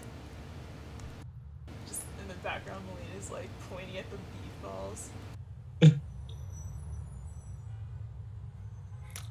He would go, he would, since I haven't looked up any of the dishes, he would then go into detail on what the dishes are that he is serving before, as they are plating in front of you. Billy, the only thing you missed is that we had a very nice dinner. Rockwell asked Van if he needed to make up the guest bedrooms for you guys, and Van was like, no, and then tried to play off everything he said prior about, getting shot, being the king, setting a drug lab on fire. Those were all just jokes. And Rockwell was like, yes, sir, of course, sir. Yes, sir. Yes, of course, Sam. But yes, it's after dinner. Table's been cleared. You all are just kind of sitting around, chatting. And yes, those do look pretty good. Yeah, Dutch food looks kind of good. Outside of shit like raw herring and. Yeah, we pickled this by burying it for 6 months during the winter, and when the land thaws, we dig it up, kind of shit. Oh. That's what Gravlax, I think, or something like that. Yeah. Or, Yeah, it's got a there's weird name, term but for it's... it. It's disgusting, I hear. Yeah, I mean, I guess if you had to do what you had to do when you live in such a hostile area. I would suppose you would bring in a little bit during winter when you have no other foods. Yes. Lutefisk, I think, is what it is. Lutefisk. That is Swedish. Yes. It looks foul.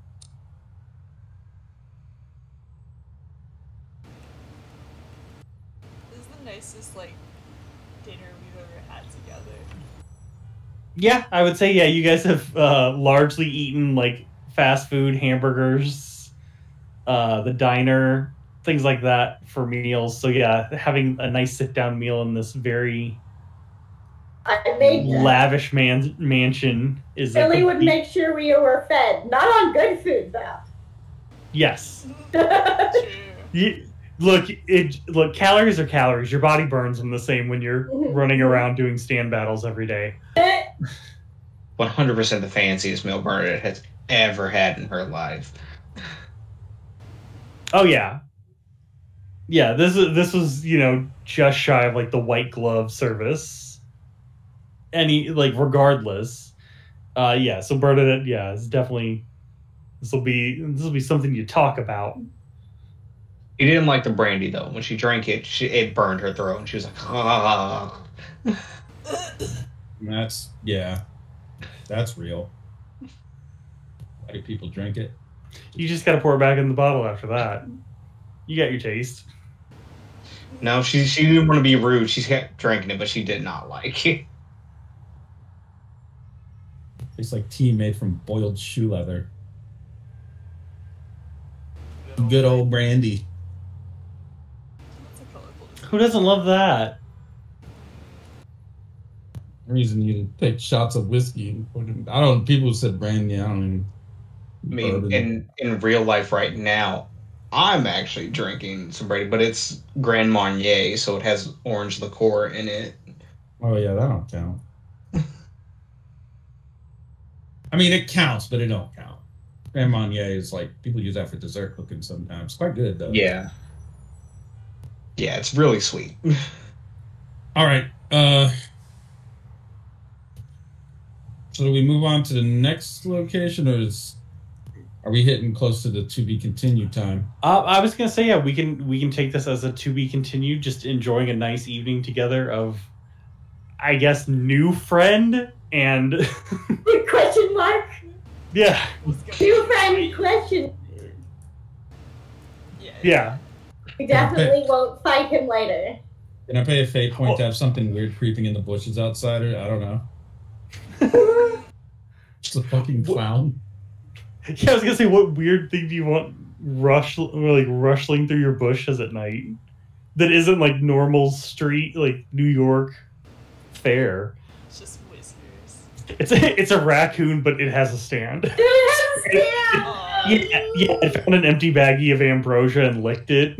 Oh man, no. if you gave a raccoon a stand, you know that would instantly become our mascot. The terror of the city. I have legitimately thought about what quintessential New York animal is going to have a stand that you guys have to fight. It's obviously got to be a pigeon. And I have literally been torn between, do I give it to a flock of pigeons that you have to figure out which one of the pigeons is the stand user, Yes, or do I give it yes, to yes. or do I give it to one rat in a that is trapped in like a king of rat, like a rat king? Alright. Okay, look, just both a rat. Just there's a rat king and a stand of pigeons. They're both. And they fight each other. Yeah, and they fight together. Well, they both fight over the same. Over scraps. Yeah, there's a half-eaten bag of fries, and it falls close enough to the one of the drains and sewer grates that the rats smell it, and the pigeons are already in round. Wait a minute. There's a Battle of the century. Isn't there? There's a thing about a tree in New York, right? Is it a play, a title? I don't know. Or is it a poem? A tree grows in Brooklyn. Oh. So if you want to split the difference, maybe it's a tree that grows a fruit that causes animals to eat it to get some kind of thing. So you could get your raccoon, you get your rat, you get your pigeon. Like it could just empower animals. Give them one weird similar power. Yeah, something like that. I mean, one option. That would probably that gives me strong like part 4 vibes. It's the Enlightenment tree. Yeah, I was gonna say, what was it? Is it also part 6? No, not part 6, part 7. The one guy, he has a stand, but it isn't a stand per se. Or at least he talks about it like it isn't a stand, it's just like a gift from nature. Is it the... Well, there's also the ginkgo leaves. Yeah, there's that. But there's also something else. I think it may be something I read about because it's in the books. Where it's like, it's not necessarily a stand. It's just like you have power over the local area because you're so in tune with it. What? That's interesting.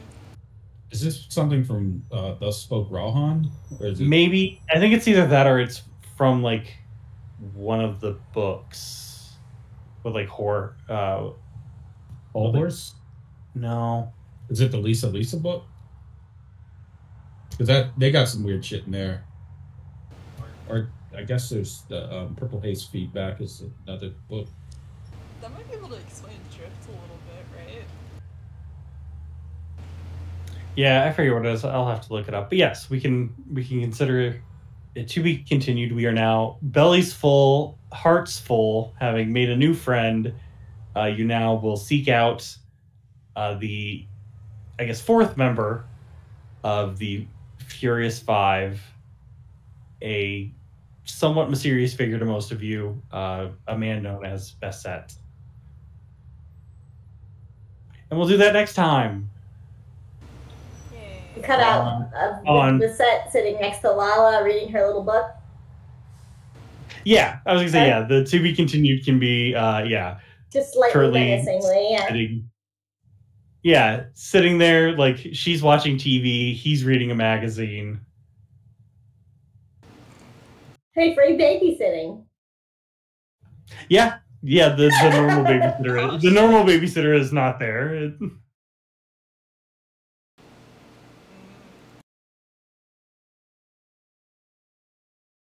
Bro, I just found out. You remember the chef from part 4, Antonio? Yes. He had a great stand. His brother is in Purple Haze Feedback, I guess. His really? Brother. Yeah. And he's actually from a very rich family, but he like left his family fortune to go be a chef. How fun. I think his brother might be in Passion. I'm not sure. Yep, he is Passion's lead developer in the narcotics division. So he creates drugs. Wow. Give to children. Amazing. Okay, yeah, I found it. It's called a bound. A bound allows an individual to fully combine with an element or environment or transform into the environment itself. It is a power unique to the light novel of Jorge Joestar, based on the JoJo's Bizarre Adventure series. What? Jorge Joestar don't count. Okay, fine. Except for Scars, those count. No. I did take them. I was going to say... Yeah, it literally says bounds are similar to stands, but are their own unique type of ability that can develop in people who accept that the land they live in allows them to become one with the land. The only known user is some guy, and then later cars. What? Yeah, but which one? I mean, it's got to be one of them. Wait, who's the Tootie Horn? What's that? The token finally loaded for me.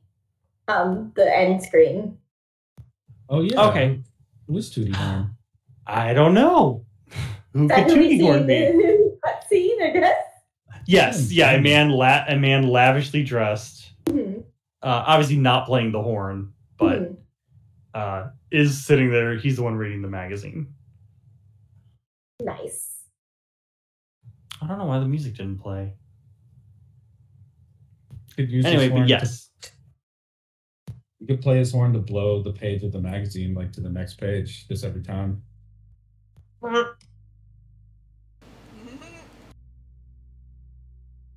That's silly. Also, what was this session called? Oh, this was episode 20. It was called Artists Only, which is a song, Nice. which Actually, that's I real will fitting. post. Yes, I thought so. Given that quite literally everybody that fought today or did some ridiculous things. We all We're did art artists. stuff today. Yes, we all made art. And even Mel resolved to be an ice sculpture.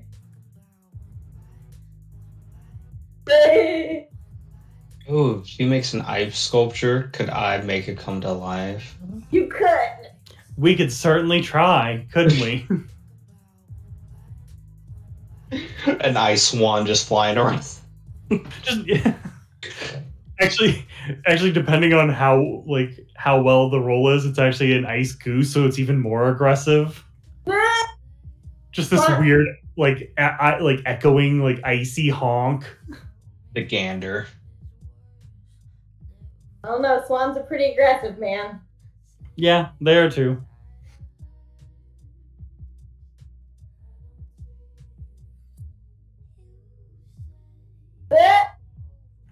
I do like that.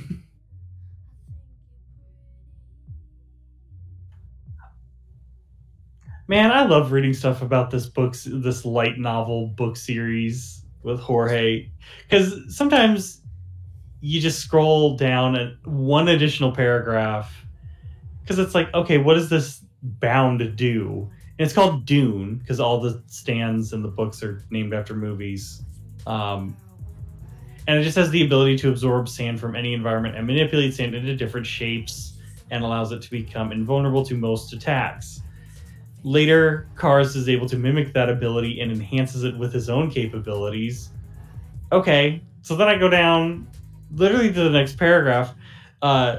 During the final battle with Dio, Kars uses what? Uses the stand.